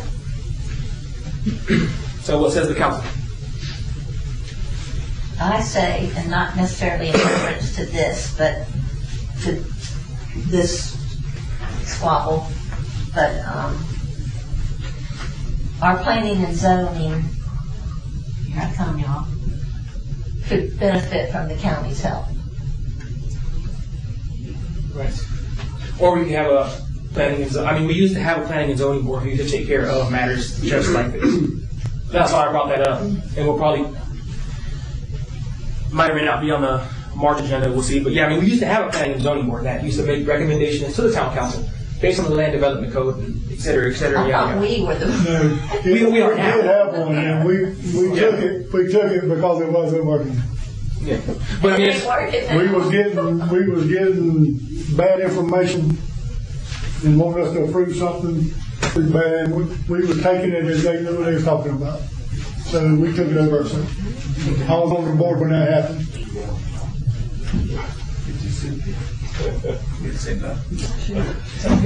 But Miss Boyce is here, by the way. Very well. But again, and speak up and tell me if I'm wrong. Again, this isn't a debate back and forth. This Correct. is a presentation of Mr. Diggs' case, which you've done, indicated that he's concluded his presentation. And again, I have this, which I'm going to give to the council. And the council looks at the original application that said that it's not a rehashing. Perfect word. Rehashing of the original application. You're looking at it originally in its original form. Mr. Lowell, his firm, has retained Ms. Boyce's firm, who have just expressed their confidence in their client's position. Looking at it, it's on the public record. It's in the agenda packet. It's on the website, etc. So again, I'm not speaking for you, but she just came here tonight to be here. So she is here, but I don't believe that she's required. She's certainly not required, in my opinion, to engage in debate with anyone. But she feels. Would you like to make a statement? No, we just offered you legal argument. It's not testimony. So we're not in a trial. Like I said in the letter, we're not in a trial. I'm an attorney. I don't get cross-examined. I make legal argument. What I say is not evidence. So I want to be very clear about that. So we've given you legal analysis. I've been retained by Mr. Garrett's firm, EDA Consultants, who's under contract with you. And so that's the spirit in which we offered our opinion, with a neutral third party looking at what he did and what you did and where you stand in our legal opinion. And I'm here out of respect. So, well, thank you. Okay, so again, this is for the council for deliberation what we want to do with this appeal for the site plan that Mr. Diggs made.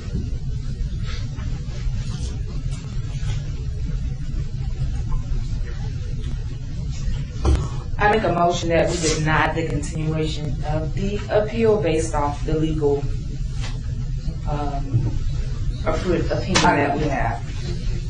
Okay. A second. Okay, so we got motion for denial of Brad Diggs' appeal for his site plan. We got a second. All in favor say aye. Aye. All opposed say nay. Brad Diggs' appeal is denied for the site plan. We don't need that. Why you not banging that gavel? That interruption of our meeting.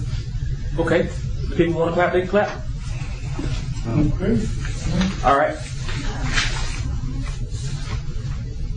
Okay, yeah, so the site plan, same thing for the special use permit. Questions, comments, concerns, motions?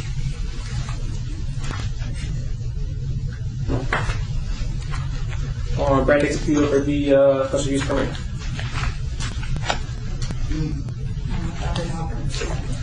No, it's too good. Because it's too Remember, we did the one for the site plan and now. Yeah.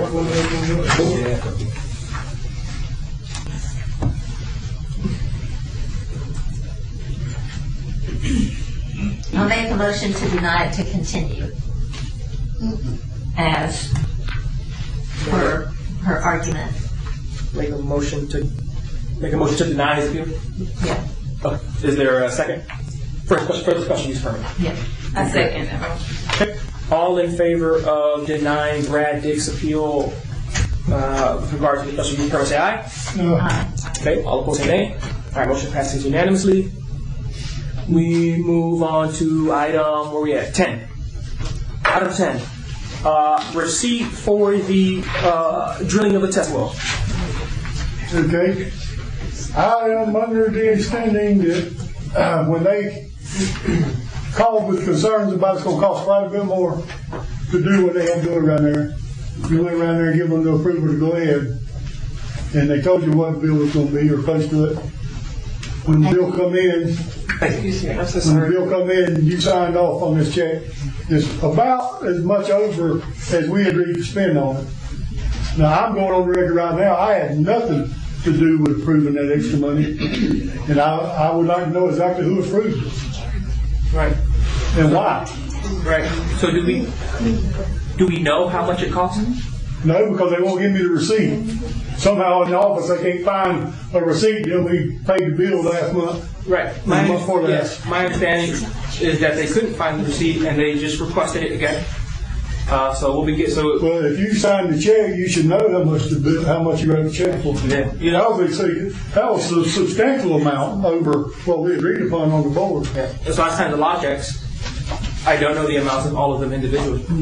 But I mean, your concern is that it was over the amount the council. Way over the amount. Okay.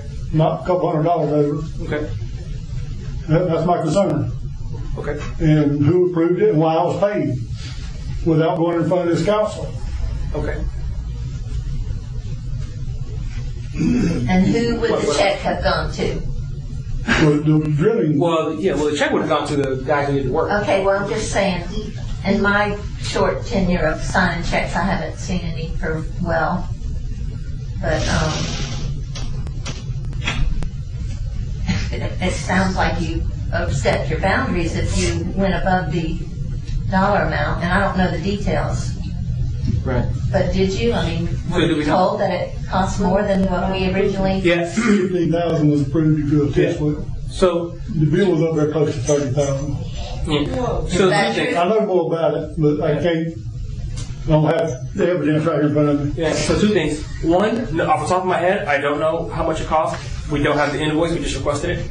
I don't remember however much the check would have been.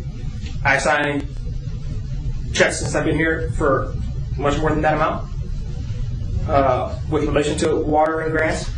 What I will say, that's unrelated. I mean, you got to be knowledgeable of each check you write or sign.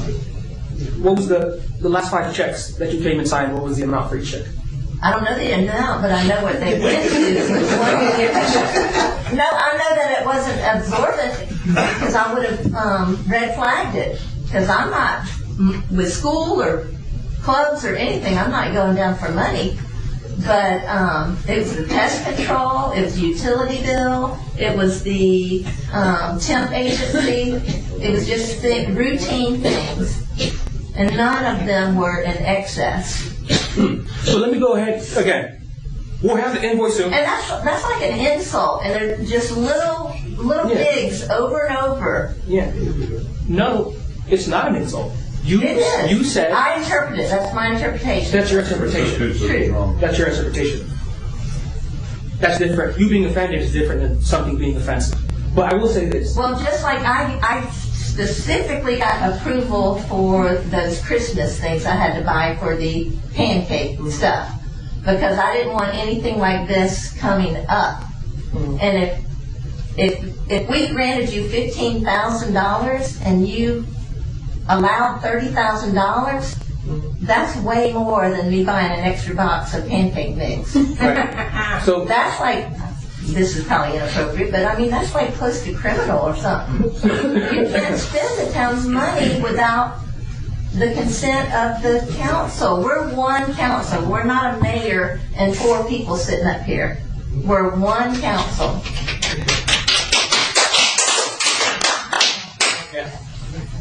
He said we could cooperate.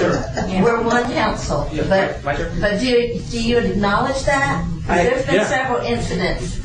Another meeting we sat here 30 or more minutes with you going on and on about the water when we had voted in that meeting and we had voted at the meeting at the community center.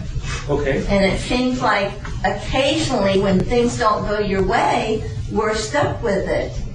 We're going again and again and again. Now I'm through to the moment. Okay. Yeah, while I'm up here, just like while every... Oh, go ahead, man. On the incident, was it necessary work? Was the work necessary? I don't think so. So let me. Why did you vote for it if it wasn't necessary? At the time it was. So if it was, you voted on it, that was necessary. So if it had to be done at the time you voted, why was there a discrepancy of the price since it had to be done? It didn't have to be done. It did not have to be done, and it did not have to be done at that time. So let's start with. Okay. I'm asking for clarity. That's why I'm asking. That's a fair question. It didn't have to be done. It was, I don't know if experimental is the word, but it was another option of seeing the validity of our water. Okay. Well drillers came down, I believe right in between Christmas, New Year timeframe. They started digging the well. There's a huge truck, a well drilling rig. The metal pipe that goes in there that they use to blow the air and blow it down is at least 60 feet in the sky. I get a phone call that says, hey, the county came to the water plant and they have removed the driveway. I drove to the water plant. There's no driveway. The concrete slab is gone. There's a dirt hole in the ground. The well drillers physically cannot leave or enter the water plant. No notification. Okay. The well driller tells me, hey, we're smack dab in the middle of Christmas and New Year. We're going to have to change everything around and the way that we're doing it. So I said, oh, okay. So do that. Now, I came to town hall and I told Connie, hey, Connie, when they write the bill, the town council approved the well drilling, pay the bill. Yes, I told her that. The bill came in, it was paid. If it was paid via check, yeah, I probably did sign it.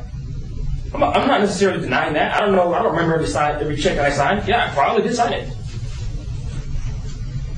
So I think there's multiple other stories here, too, that are kind of being glossed over. One is, they were trapped in there. What are they going to do? Not charge us? There's thousands of dollars every single day for the rig to be there. The county gave us no notification. They're like, hey, we're trapped. We're not just going to not charge y'all. Okay, so that's how I went. Ma'am, go ahead. Did you have a written quote for the work to start with? I don't know. I wasn't here. I don't know. What's your name, ma'am? Take your name. Sorry? Your name? Laura Sloan. I don't know if we had a written quote, but they didn't want to give us the price that we approved. I don't know if it was written or not. They quoted you a price. Yes. Whether written or verbal, they quoted you a price. Yes. And then the amount that they charged you for later was much more than that original quote was. Yes. And there was no questioning of that additional amount? Yes, there was. They said, hey, we were supposed to have finished this work with access to enter and exit the water plant. No one knew that they were going to come, and they couldn't physically leave. They had a huge rig in there. They charged daily. I don't know. I forgot. $150,000. How is that the town's fault? I mean, if they. Yeah, I agree. It's not the town's fault. Yeah, I agree. It's not the town's fault. I don't understand the town just agreeing to pay more than the original quote when there was no explanation of the additional amount. I mean, the town agreed to pay a certain amount. There was an explanation, but it wasn't to the council, it was to the mayor. Right. For the extra work they did. I was given an explanation by the clerk. I'd be glad to share it. Just keep, Please. Wait. First, ma'am, are you done? Yes. Okay, let me respond to you, and then if you have something to say. So, there was an explanation given. Additionally, while they were drilling, they ran into issues with the well. I think they had an issue with it collapsing as they were going deeper. They were able to go much deeper, by the way. Yes. And there was an issue with the well collapse. The well driller called me on the phone. He said, hey, we got a collapse. We need to do more work right now. What do you say? No. You consult with your council. Excuse me. Thank you. Call an emergency meeting. Yeah, excuse me. So, an emergency meeting can't happen in a few hours if we lose that well. I would add. We need that well. So that's why, listen, I'm not making excuses. I'm telling you what my reasoning was. People think what you will. I'm telling you what my reasoning was. I'm not hiding from it. So that's what happened. I said, yeah. So they had to pour extra cement. They had to, etc. However much work went into it. So that's what happened with that. Okay, good. I have a question for the attorney. I know you're good, right? Does one person have the power to spend that kind of money without the consent of the council? I don't know how much you guys want me contributing to an inter-council fight at a council meeting. I want you to give your experience with the law and with our charter and with the duties of the mayor versus individual council members. For the record, right before you respond, I didn't bring my other phone with me, so I don't have my email pulled up. The purchase, there may be an exception. There may be, I didn't know this back then. I don't know that it's true now, but there may be an exception for emergency fund approval by the clerk and the mayor in the case of an emergency. I'm not sure. I thought I remembered that reading that earlier today. I didn't bring the purchasing policy with me, but anyway, go ahead.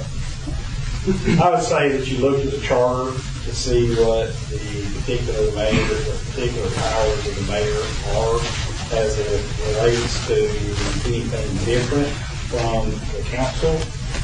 I would also say that the discussion you guys should have, can have, are having, but I don't think it's helpful to the council as a whole for me to take a position on you did something wrong or you did something wrong. I represent the council, and so I would say look to your charter. I can look to the charter. We can discuss things, but I don't feel it's I don't feel it's appropriate to my position to build a case to lay blame on any councilman, whether it's you or anyone else. I'm misled then because I thought it was your responsibility to be familiar with the laws and how our government is run. I am familiar with the laws, Ms. Terry, and because I'm familiar with the laws, I'm trying to gently, kindly suggest that what you're suggesting that I do is not appropriate. Okay. Thank you. Okay, so all right, so for that item, and I cut him off. we bring in a motion. Go ahead, please. My understanding, talking with the clerk, is that they were drilling the well, it caved in. I understood that they maybe talked to you about grouting it and sealing it, and if that's what the extra expense for. But my first thought is the county's got funds to grout those wells, so I don't think there's an emergency. If that well caved, could have put a cap on it, and the county's got the funds to do it. That's Rocky. He may not want to speak, but they were at the meeting down there and said they had the funds to grout them. Okay. All right, so Councilman Kuhn, you requested the item be placed on the agenda. Would you care to, what do you want to do? I was waiting, I wanted an answer to why and who gave you authority to approve this. When we can have a meeting in 8 hours, if you call me 8 hours, we can have a meeting. Yeah. That would have took 1 day. Right. 8 hours, the well collapsed. So what? We weren't using the well. The well was not being used. They cannot use it if we're drilling it. We were using the well. No, we were using another well. Wait, let me finish. We were using the well. We stopped using it to drill it deeper, and that's why we were using the other well. So if that goes down, and we have one well, the Ellisville water's not flowing yet, what happens if the other well goes down? Well, y'all didn't think about that. When you started taking it down, that we would only have one, because we could have waited till the first year when the county turned the water on to do this testing that we're doing.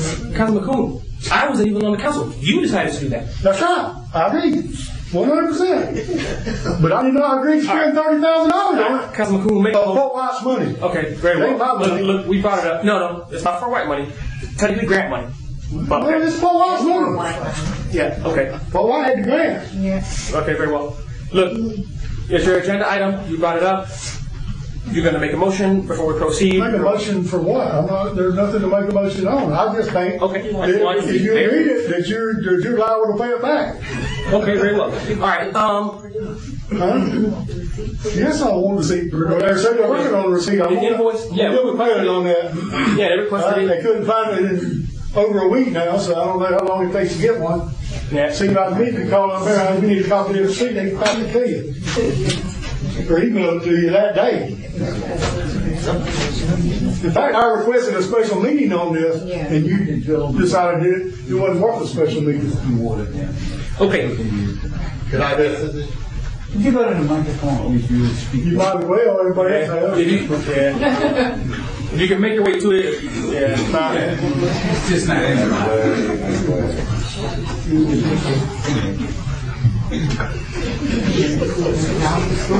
I just want to add for the record, the county had no idea this work was fixing to proceed. I got a call from our county manager who said, is somebody drilling a well at the water plant? I said, I have no idea. He said, well, I just got a report that there was being a well drilled at the water plant. So I drive down there and I look and I call him back and said, looks like to me they're re-drilling a well. They're working in one of the existing wells. What are they doing? I said, I have no idea. He said, well, nobody has called us and let us know anything about this. So then I get a call later on. Everybody knows we've got construction going on from Ellisville running the water line to the plant. Well, they were at the plant working running water line. That's why the driveway was dug out. They were in the process of running the pipeline into the plant. And so, you know, I also know that the issue come up about how the well driller was going to get out, being the driveway was dug up. And my understanding was the mayor gave them permission to take down the fence to get out. So that really wasn't an issue. The county just didn't want to give them permission to take the fence down, so they had the mayor authorized to give them permission to take the fence down. Now, my understanding is exactly what the mayor said. While they were drilling the well, they were blowing it out and the well caved in. But when the well caved in, according to Steve Roberts, for the county, they had to fill the well with concrete and re-drill it out through the concrete. And that's why the expense was, I don't know what the expense was, but that's why it went over. So, I just want to clarify that the county was already under construction to run the pipe into the plant. If the town would have coordinated with the county, we could have made that work, I'm sure. But as I say, we had the town never ever called the county and give us any information when it was going to start, that they had contracted with somebody to do the well. We just showed up one day and they were in there, the well was down, and Hall's Pump and Well was working on the well. So by the time they were working on the well, the pipeline was already there. When I asked the supervisor for the county why they ripped out the concrete driveway when they saw the rig right there, knowing it would block their exit and or entrance, what they said was, oh, the first time when we put the pipeline in, the concrete didn't settle right. I have no idea. I'll tell you, yeah. So they went in, it's one big coincidence, perhaps. Okay. Yeah. And then seeing the rig, knowing the town is doing work there, we also don't get a courtesy phone call. Town supervisors were talking to the well drillers, inquiring how much the well drillers were charging the town for every additional day they were out there. Say that again? Yeah. The county workers that were there. Yeah. They were talking to the well drillers and inquiring, hey, what's the pricing? How much are you charging the town? Et cetera, et cetera. So they're saying it wasn't running the pipeline. The pipeline had already been run. It was redoing the concrete. Only I will say, I've been in construction business all my life. We take chain link fence down every day, or not every day, but all the time to get in and out of the job. That's not a big deal. Taking the chain link fence down. It takes about 30 minutes to take it down, drive through it, put it back up. So I'm just saying that's not an excuse, the chain link fence. And you did authorize them to take the fence down to get out if they need to, right? didn't authorize them to take down the fence. I authorized them to cut a hole in the fence so they could drive the truck through it. Yeah, I did. So, and whether it was emergency or not, I don't know. I know the well caved in, they had to grout it, and that's where the expense run over from what I've been told. Okay. But there again, the county, it all could have been coordinated with the county a lot better. The town gave no notice that they were even going to do this work to the county. So, yeah, I mean, I agree. I think we could have done better. I think the county could have done better. You know, at the Fort White water plant, the driveway is going to be ripped up. I mean, we can at least be notified. But anyway, go ahead, Mr. Castro, and then I think you got something to say. No, please. In my younger days, I'm not a well driller, but in my younger days, I did log wells being drilled in Texas and Louisiana. When you start to go down deeper, you have to recirculate the fluid in the well pipe. Now, if the well that what that does is that forms the well. Okay, now it's not pipe yet; it's just mud. Okay, but you're forming that, and it's forming on the wall, and that's what's holding all this stuff over here away from coming in. When it collapses, this mud or whatever they've got in there doing this collapses on the well. That is an emergency. Okay? Now, in small wells like we're doing out here, I don't know what you're doing, 6-inch pipe, 12-inch pipe, I'm not sure what you're doing. They could have explained that. It says, hey, we need to go on and continue this work because if we don't, we got to pull everything out and then start from scratch. So what they're trying to do is they're trying to stay in the hole, recircuit to form this well circumference around the pipe. So if I would have been you, I'd have said, yep, okay, I don't want you to have to pull everything out and then wait till we get approval, okay, 8 hours later, because 8 hours later, that whole well is collapsed.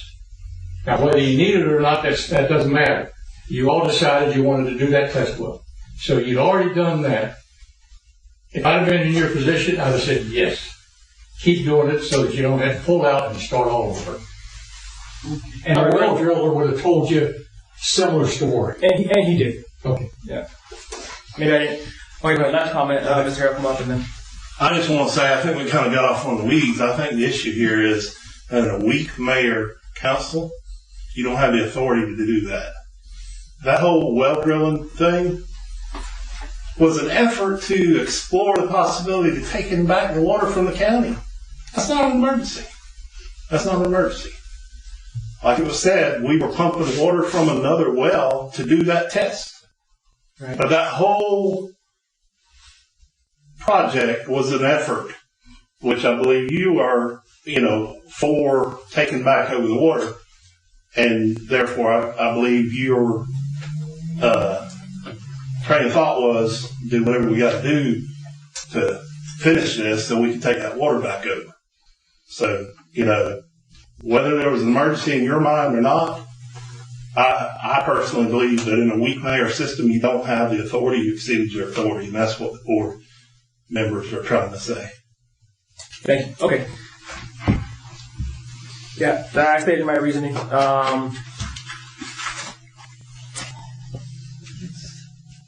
You got to wear your shoes. You got to wear your shoes.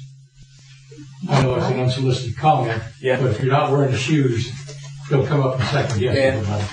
And again, one last time, for the record, before we move on here to item 11, that well goes down. We were on the other well, whose water quality is not as good as the well that was being dug deeper. If there's an issue with that well that we're on, okay, I'm thinking about the safety of the residents of Fort White. Now what does Fort White do for water? So you have to understand, listen, I'm not justifying myself. I did what I did. Just to be clear to everybody here, it is what it is. But you got to think about me as far as being concerned with the well-being of the residents of Fort White, not some political whatever. That other well goes down, then it comes out, oh hey, the mayor, he could have approved this with additional grant money that we had that was unexpended, some of which we may or may not send back to the state. But he said no.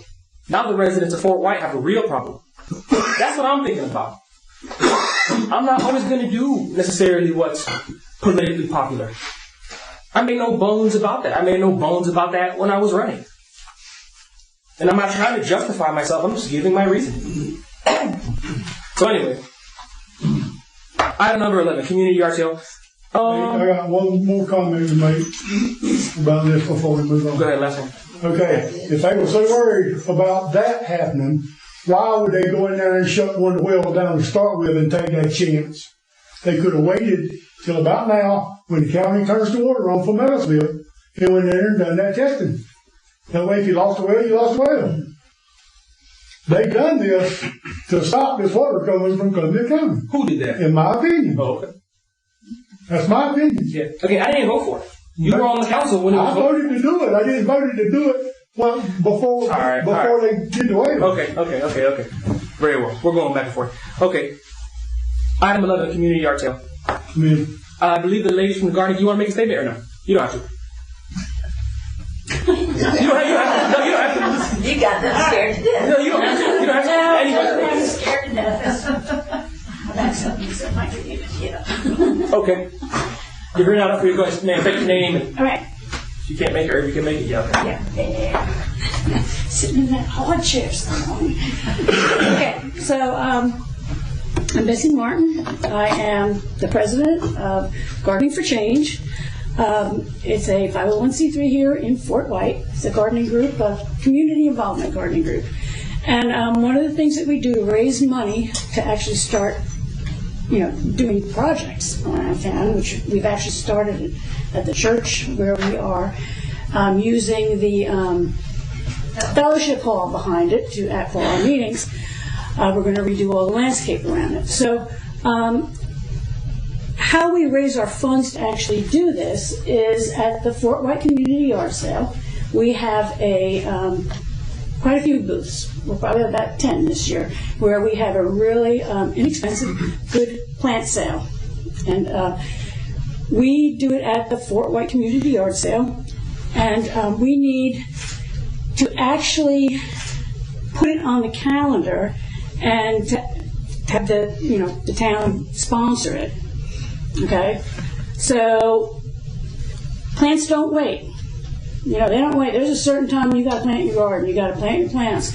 So the only day that we can actually figure that we can have it is Saturday, April 5th. Okay, so we need the actual town to just call the county and reserve, Parks and Rec. It's part of Parks and Rec, that field that's there, and reserve it for the yard sale, and then approve it for that date for. Thank you. What is that? Betsy Martin. Betsy Martin. Okay. Thank you, ma'am. Okay. So, and I think you said the reason and you may have just said this, the reason we have to, the town has sponsored it and we have to sponsor it is because the county requires insurance. They require event insurance, which is quite expensive for one day, and because it goes on the number of people that come through. Okay, and once you get over a certain amount, it gets pretty expensive. And last year, at our booth, we actually wrote in the springtime 511 receipts. So that many people came into Fort White to buy plants from us and to visit all the other vendors that were at the yard sale. So like I said, it gets pretty expensive. So if we do it under the town, then we don't have to worry about that. And yeah, we agreed last time from now on that we're actually going to pay for the porta potties, because I know that was an expense that the town had to pay, that actually are there. And we do the advertising, a lot of the advertising on all those local social medias for the yard sale, and we've actually bought signs to actually put out, Fort White Community Yard Sale and those kind of things. So, we want to partner in a way with this stuff. We're not just asking. We're going to pay for all our booths that we have and that kind of stuff. So we want to be a partner of some kind. We don't want to take it over. I made that clear last spring, because we're a new organization. We're still trying to figure out our stuff. But we want to partner with the town on this. Thank you, man. You have a comment? Okay, good. Because you weren't here with the last yard sale, we did schedule it around when the plants were growing and all that. And just while you were talking, I was thinking soccer too. I'd like to make a motion to have the yard sale on April 5th, but we'd have to check with the county concerning the soccer. I've already checked. Okay, good. I've already checked. What was I thinking? Well, with all the stuff going on here, we knew that it was not on your mind at all. So I actually contacted the county and talked to them. That day is available. It's the next week after that is when the soccer tournament is. So that day is available. And I asked them to try and please reserve it, in our name. But if the Fort White calls, turn it over to them. But that was fine, just like we did last year. Good. Thank you. And you probably know, but just to let you know, the clerk normally contacts the county concerning reserving those fields. And And all that. Yeah. Questions, comments, concerns? I'll make a motion to have the yard sale on April 5th. I was going to say have a comment. And I agree. I think I personally will probably vote to allow us to sponsor it. I do think it would be a good opportunity, or I guess we have to figure out who is going to do. I think in the past it was Connie, was the previous clerk. Personally, I don't think it's appropriate for the town clerks to be working on that if we have a Main Street program, or if we have, the Main Street board that's willing to do it and take over it and do that sort of community engagement, community involvement. I'd rather have. It's just me. I'm speaking. Well, opinions, questions, comments. The involvement with this office was that they wrote receipts for $5 for whoever took a booth. Was it $5? $10. That was their involvement. Okay, so reaching out to the vendors and payment and receipts. The vendors march right in that door and put you do the advertising. That's right. You do the advertising and everything. And right. So we did collecting the money. All of us did. I know the James city did advertising too. They got signs and all and put up. Right. The last 3 or 4 we've had, but done. So we're not chasing. Okay, so they just walk right in. Right. It's kind of our job. There's 2 vendors that I believe that the town owns that it put up. Everything else, we've done advertising to assist in that. That's how it's been handled in the past. Okay. I still do think it'd be good for the Main Street program to do, but we're not ready. I'm not going to. If they're not, that's fair. Okay. Floor's open for a motion. For the 3rd time, I make a motion for the yard sale to be held April 5th at the fields down there. As long as it has no. According to that. I know, but we got to double check ourselves. Just to double check, we got to double check ourselves. Yeah, well, I think the soccer one says right here the 12th. She just said that. Yeah. Right, the tournament though, they play games every weekend. Well, not every weekend. You just said double check. And I'm sure y'all right. The city just needs to double check for themselves. I'm all for the yard sale. Okay, so we can make a motion to approve it conditional to make sure it's available. Yeah, okay. I am actually the representative for the soccer club, and we will not be using the fields for fortnight now in any capacity. There you go. Great. All right. Okay. Motion. Is there a second? Yep, second. All right. All in favor, say aye. Aye. All opposed, say nay. Okay. Motion passes. And pledge for the elementary students. The elementary students for almost 6 months have been coming in here from either 4th grade, because they do Florida studies, so I thought that would be appropriate for them to lead the pledge, or now it's shifted over to the student council where they come in and done the pledge.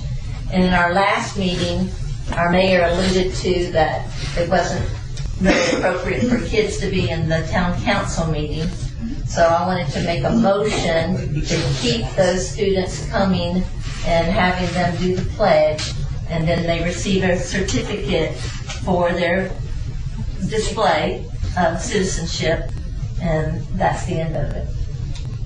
So I'll make a motion for the Fort White Elementary School children to be able to continue to do the pledge, opening our meeting after your prayer. Okay. And for the record, just to clarify your comment, what I said was inappropriate was to host the meeting in an entirely different location, giving all the setup work that it has to allow the choir to come sing.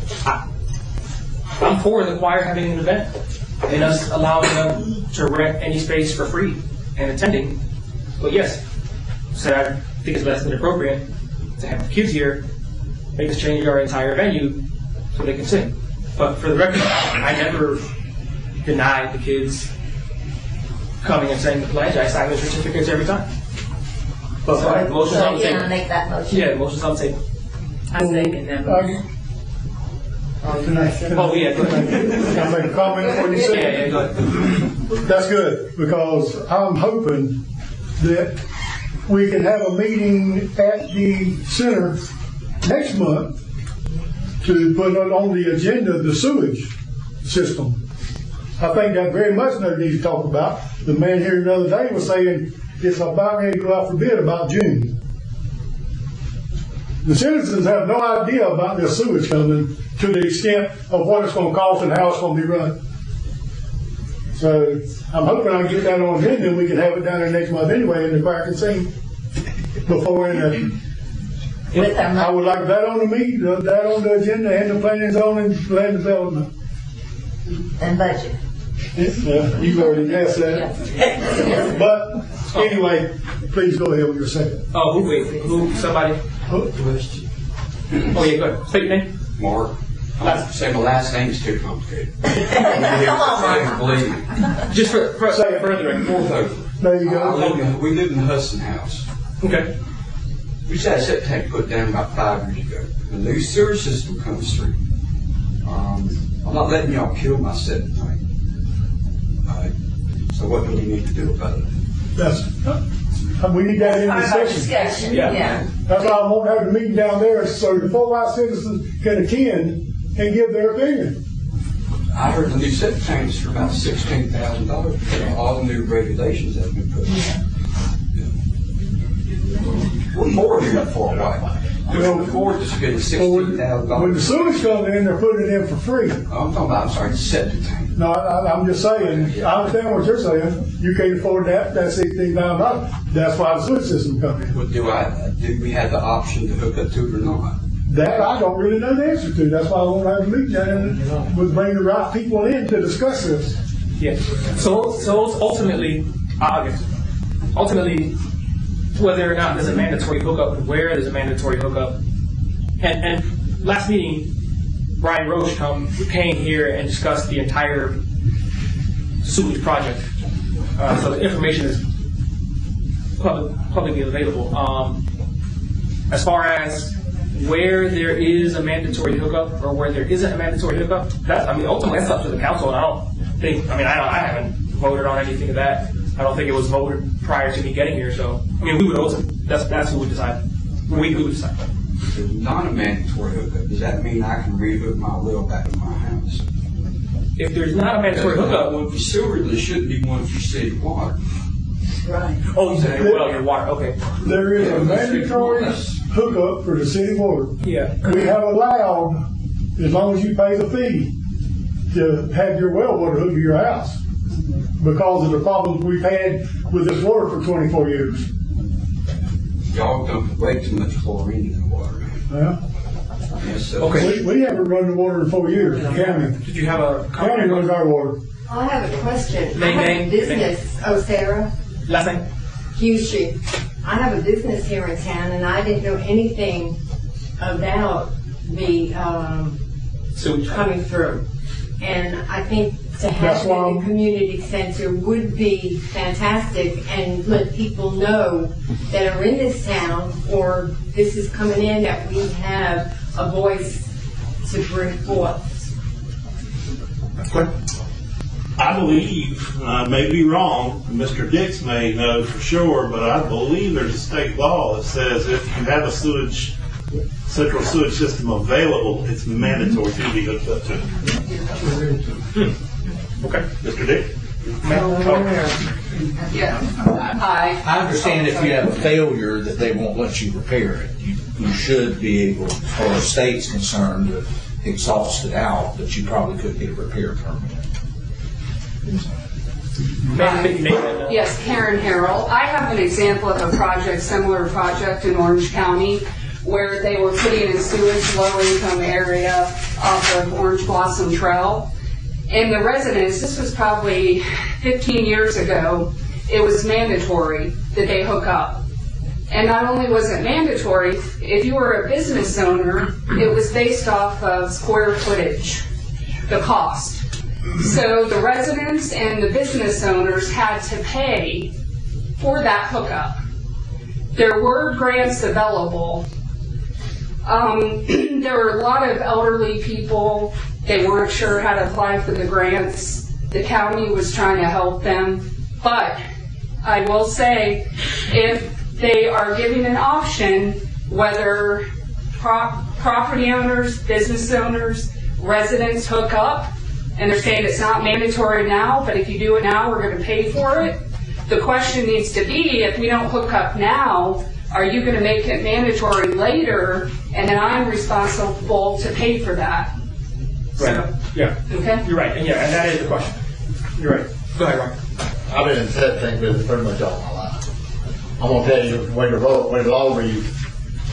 If you're on a septic tank and sewer comes by your house and that sewer is available for your house, you're not required to hook to it, but you will not be given a permit to repair that septic tank. You would have to, at that time, if your septic tank fails, you would have to hook to the sewer. At your cost. Issue your permit. At your cost. At your cost. And that's what, I didn't get you. Karen is right. Most sewer systems, if you hook up, when they're putting it through, they hook it up for free. No cost. They abandon your septic tank, they hook it up for free. But if you choose not to hook up, and you have to hook up 4 or 5 years later, whatever, when your septic tank fails, then that expense is on you. And that I will say, that's how most of it works. Go ahead, I'm sorry. Oh, sorry. Karen Harrell. I will say this project, it was 15 years ago, and say at that time for a resident, I think it was like $2,800, $2,900. And then some of the businesses, which they were there for years, and it went by square footage, they were several $1,000s. So that's definitely a question we need to find out. If people don't hook up, are they going to be responsible for it later? Or, like the commissioner said, if they need repairs in the future, they don't issue a permit, they're going to have to hook up anyway. What is that cost going to be, or what's the rate now for that? Right. Yeah, for the sewage? Are you asking, or are you saying that? No, I'm just saying that's questions that we'll have to ask at that time. No, I get it. Okay. I believe we're on the last item. We had a motion on the floor. Oh, was it for the pledge? Mm-hmm. Oh, yes. I think And we had for his, for the location for the next meeting to be. Well, we need to get her motion out of the way first. Well, let's do She motioned it. Was you seconding it when I seconded it. You were seconding it? Okay, all in favor of the elementary school kids continuing to do the pledge, say aye. Aye. All opposed, say nay. Okay, motion passes unanimously. What was the other one for the? Having a meeting down there so we can discuss the sewage with the city. Get as many city and residents involved as we can. And the people, the engineer and everything back, because he did give a presentation, but he skimmed over a bunch of stuff that he should have presented to us, and it's this far along about cost. And I mean, that's a big issue. Yeah. And I think what he said, I don't know if he skimmed, I think what he said, the cost really just depends on how many hookups, it depends on, but yeah. I mean, okay, that's his motion. You made the motion, right? Made the motion? Yeah.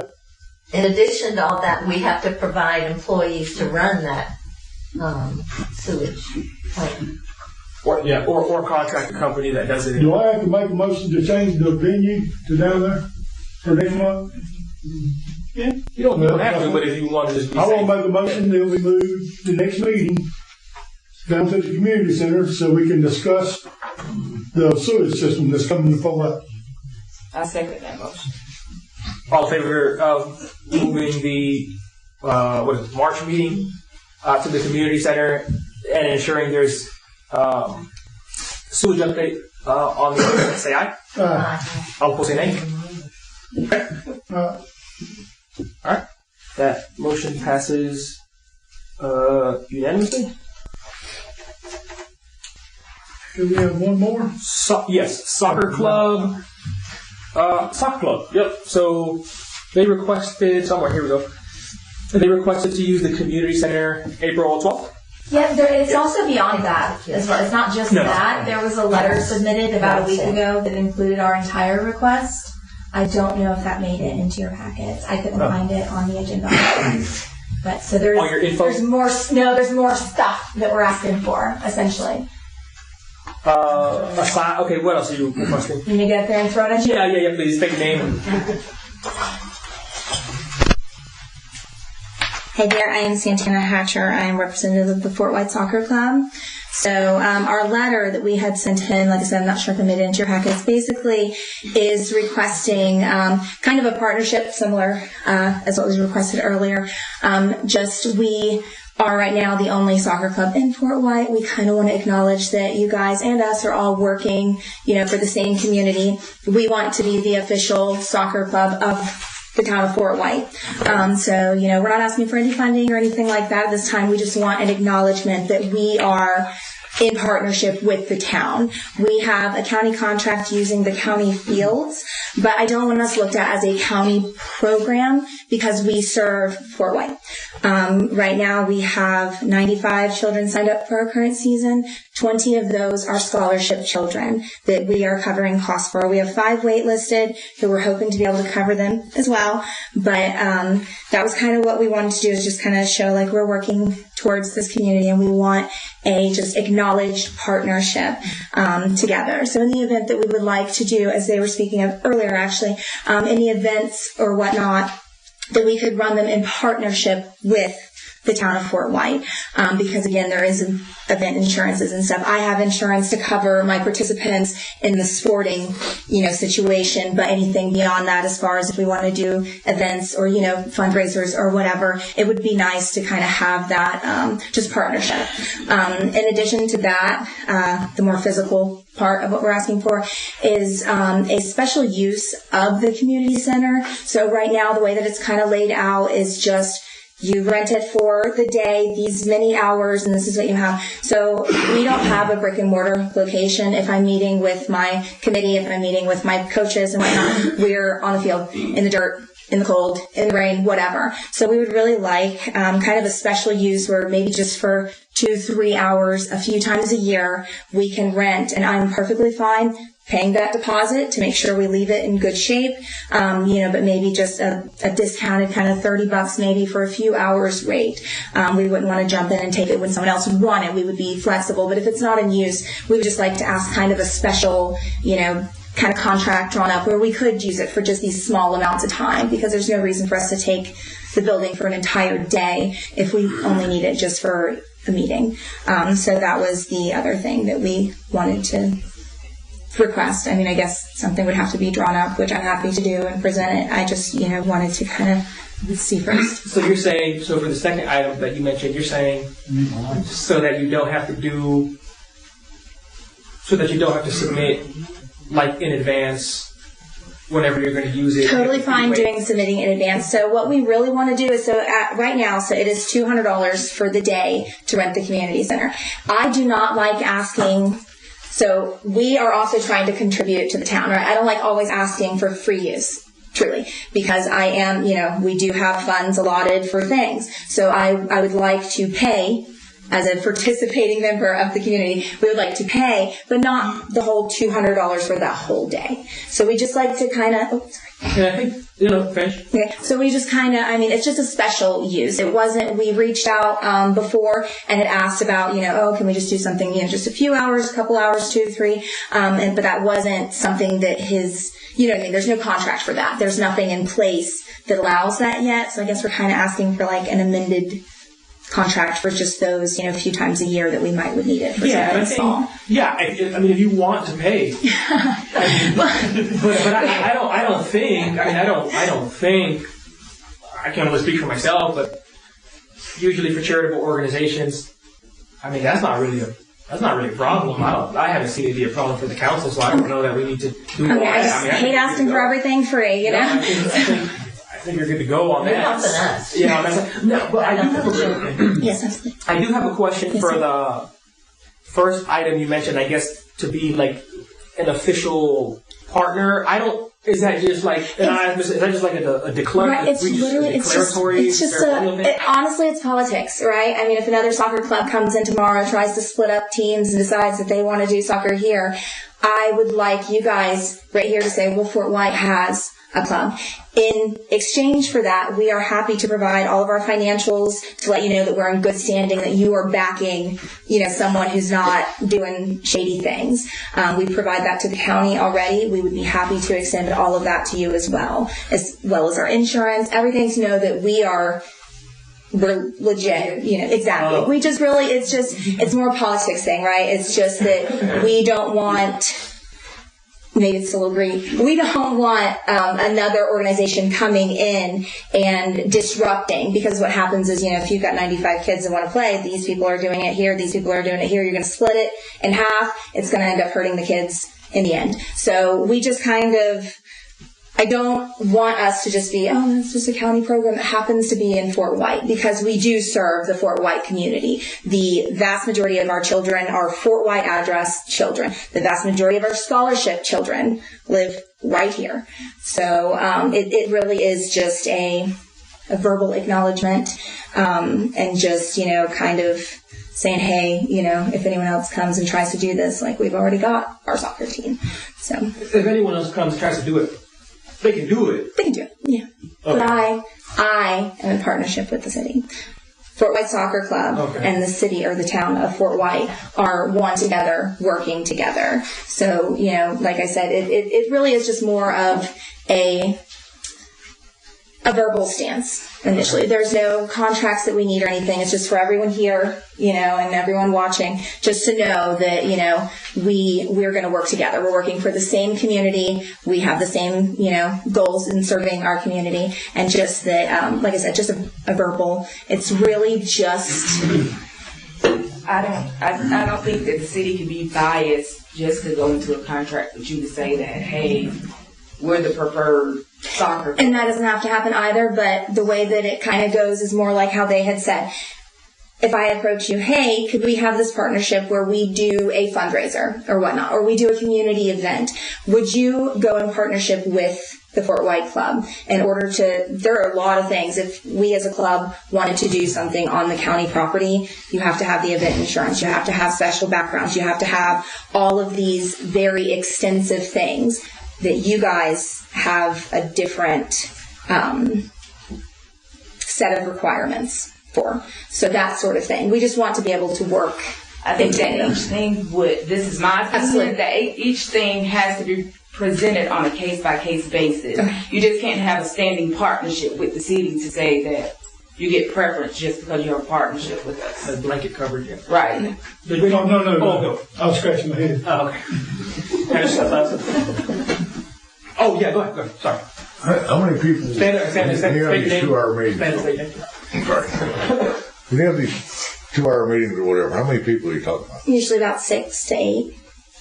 The Cherry Hill Masonic Lodge right back here, we have an outdoor pavilion with picnic tables that's undercover, and we also have what we call a wardroom, which probably you can cram 20 people in there on if needed. The pavilion, you can go in there anytime you want. It's wide open. But if you need it inside, I mean, we'd be more than happy to let you use it. Oh, we are always open to more resources, absolutely. You know, it's probably easier than making sure that the schedule squeaks out over there and all that. Right.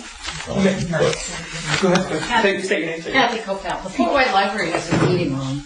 Yes, I think the issue we ran into with the meeting room was that usually our meetings are after 6 p.m. to account for the work schedule of our directors. If So you're is not that something? too far after 6, then you can get there a few minutes early and they let you use the room and you just leave out the side door. Okay, that is, again, I'm so glad you're going. Yes. Okay, so. And how much is it to scholarship a child? So if anyone is interested in sponsoring a child directly, it is $85. That covers their insurance, their uniform, and all applicable equipment. So, and we have 5. Also, ma'am, I know organizations that the collective allows you to go over there. And that's where we've been doing our things. Yep, the collective. We found a little table. We sit around it. We have our things. We get some snacks. Just really cold the other day.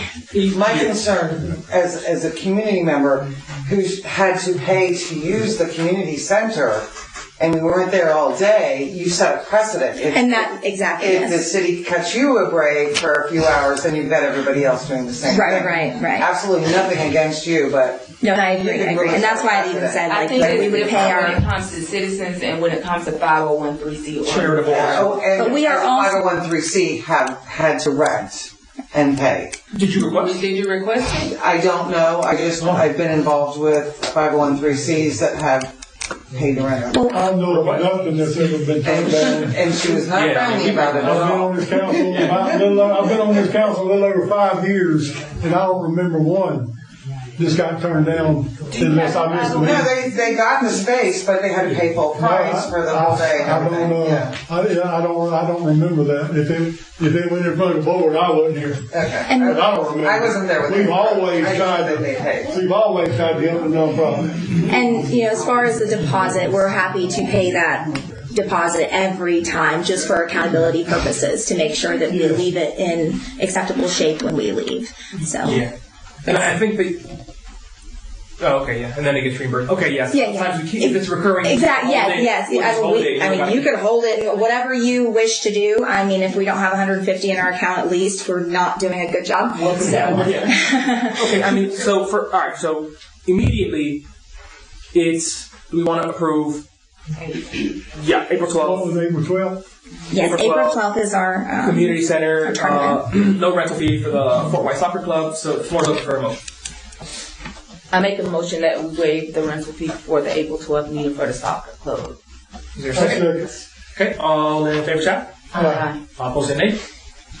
Can you give us some dates together on the other days you were thinking? Absolutely, I can. I mean, we also, we really don't want to disrupt any other things, right? I don't want to be on the books and then someone call and say, hey, we can use it, and then they not get to use it. Because we can be flexible, especially because we've just got a few hours. So, I mean, we can give tentative dates, and if someone else calls to reserve, I don't know how much trouble that's going to cause, but we really we don't want to, and other resources were, offered to us as well. So, I can give you some roundabout dates, and then we can just work on a basis with the rest of the community. If they have need for it on those dates, we just move. That's fine. Thank you. And then as far as the endorsement that we had spoke about that you had issued with, even if that could be something that we discuss later on, just as far as just, it helps for an organization to be municipality backed, right? To have the town to kind of just, have your back as especially a youth program. We want to work towards that, even, in some capacity, if we could. That would be great. So, otherwise, and also if anyone is interested in sponsoring a child, that would be fantastic. We have 5 waitlisted, so. Thank you. All right, thank you so much. Okay, that. Yeah, wrap up the business citizen comments. Does anyone have anything else? Oh, yeah. I have one comment. Okay.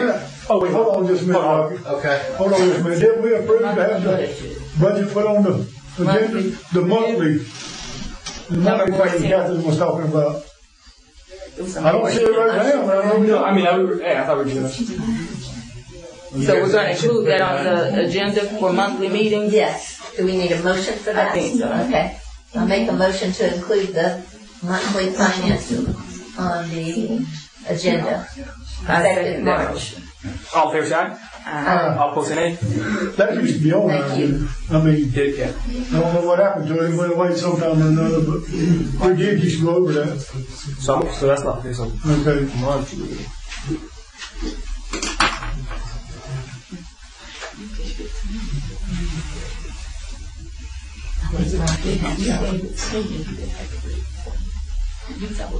Oh yeah, well, cause that was from March, not but. Okay, good. So we got that. Sorry. Citizen comment. Yeah, go ahead. Citizen comment. So we have an opportunity to get the clinic open in Fort White, hopefully 2 days a week. I've been to the last two Lakeshore Hospital Authority boards. Right now they are considering funding Palms Medical Group for the building, one of the buildings they have up there, in tune of about $6 million. The health department can fund a doctor, a nurse, and a secretary for around $300,000 a year, a little over, give or take. So I presented a plan to them to do that, and the health department was there at the meeting, and they said, yeah, we can provide this. What I'm asking y'all though, if y'all would contact the members of the Lakeshore Hospital Authority Board and talk to them about, instead of doing the Palms Medical Group in the building, do the health department, and that way they can have a doctor in Fort White 2 days a week to provide primary care, and they can have a doctor in Lake City 3 days a week to provide primary care. And the difference between Palms and the health department has a sliding scale all the way down to 0. So if you can't afford it, they're going to see you. They're going to see your kid. If your kid wants to participate in a sport at school, they will give a physical to your kid. So I really need y'all to reach out to the Lakeshore Hospital Authority Board and ask them if they would consider Fort White with the help to deal with the health department, so Fort White can have a doctor. And Bill, you remember we used to have a doctor. Oh yeah. And it was great. When my kids were in school, looked like it was packed all day today. Yes. They were open. When my kids were in school, that's where they got their physicals, at the health department. Now, if your kid wants to play a sport at school, you got to pay $100-something to the doctor. My grandson just had to do it to play baseball. So, I just encourage y'all to reach out to the Lakeshore Hospital Authority Board and tell them we really need that doctor in Fort White 2 days a week. We have a facility right by the fire department already, the same one they used forever. The county maintains that building. The county keeps it up. It's there now. So I would encourage y'all to reach out to the Lakeshore Hospital Authority Board and ask them to please consider the health department proposal to provide a primary care doctor in Fort White 2 days a week. Thank you. Thank you, Ted. And does y'all mean everybody in this room? Everybody in this room can call them, yes. If you're Fort White, anywhere in South End County, really, you're going to benefit from the primary care doctor. I mean, we never know when we're going to need a doctor. And now, even your primary doctor, it takes 2 weeks to get an appointment sometimes, So, like I said, if y'all would reach out to Lakeshore Hospital Authority Board and ask them to please consider funding the health department so we can have a doctor in Fort White at least 2 days a week. And really, what the health department told me, if it works out where they have more business in Fort White than Lake City, they can do Fort White 3 days a week, Lake City 2 days a week. Very good. Thank you. Thank you. Commissioner Ford, thank you very much. I think we all agree that'd be fantastic for Fort White. Any other citizen comments? Come on, guys. All right. Council member comments. Then the announcement of who got the most scores for the score sheets for the vacant council position. I want to say I kind of protest the way that we did this. I mean, we had 6 items, and it was just like a vague one-word item. What did that mean? What did it? We all did it. We all voted. We all turned it in. So if y'all will go with them votes, we'll go with them votes, but I kind of protest the way this one was done. Wasn't a good understanding of how we scored them, period. I protested several times via email because as a teacher, I kept waiting for the matrix or the scale of how it's broken down. And the response I got was that you just use your opinion. And yeah. I think we should go forward just because we need that seat filled and it was agreed upon that we would follow that practice. I'm just not really in favor of that practice. And I don't particularly disagree. And I brought it up at the last meeting. I said, hey, why don't we open it up, put the resumes out for everybody to see, they are public records, so I think starting tomorrow, anyone can request all that. I don't disagree. I brought that up. And you did, and in defense of me the whole time, and I was even asking when the previous clerk and assistant clerk was in there, I kept asking for the criteria for the scale, and all I got was that 1 to 10, just the categories. And as a teacher, you don't grade anything without a matrix, without a scale. Okay, so, all right, they've been filled out, they've been turned in. I agree. I think moving forward, there needs to be, we can use the score sheets, I guess. I agree, and that's what I said in January, that we just need to formalize specifically the criteria, et cetera, et cetera. It's very arbitrary right now. Okay, Mrs. McPherson, can you hear me? Are you there? Can you hear me? You'll wait? Okay. If you tallied them, just come and announce who the applicant with the highest score, new council person for District 2 is Dennis Rivera. Okay. I see. Okay, now last time the council person, I think, was sworn in at the end of the meeting.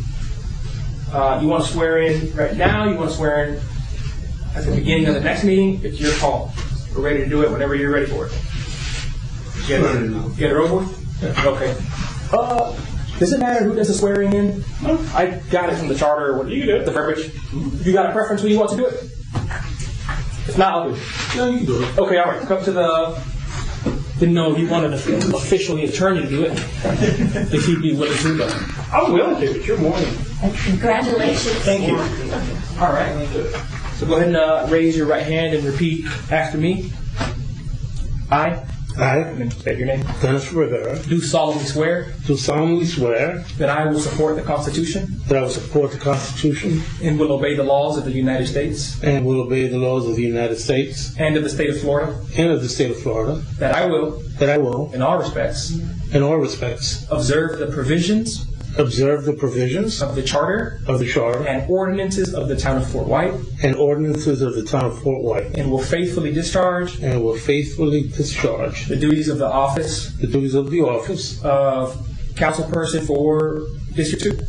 Councilperson for District 2. Of Fort White, Florida. Of Fort White, Florida. And that's the oath. Thank you. You're welcome.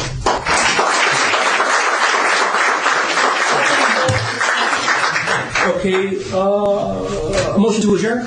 I'll make a motion to adjourn. Is there a second? A second. So all in favor, say aye. All opposed, say nay.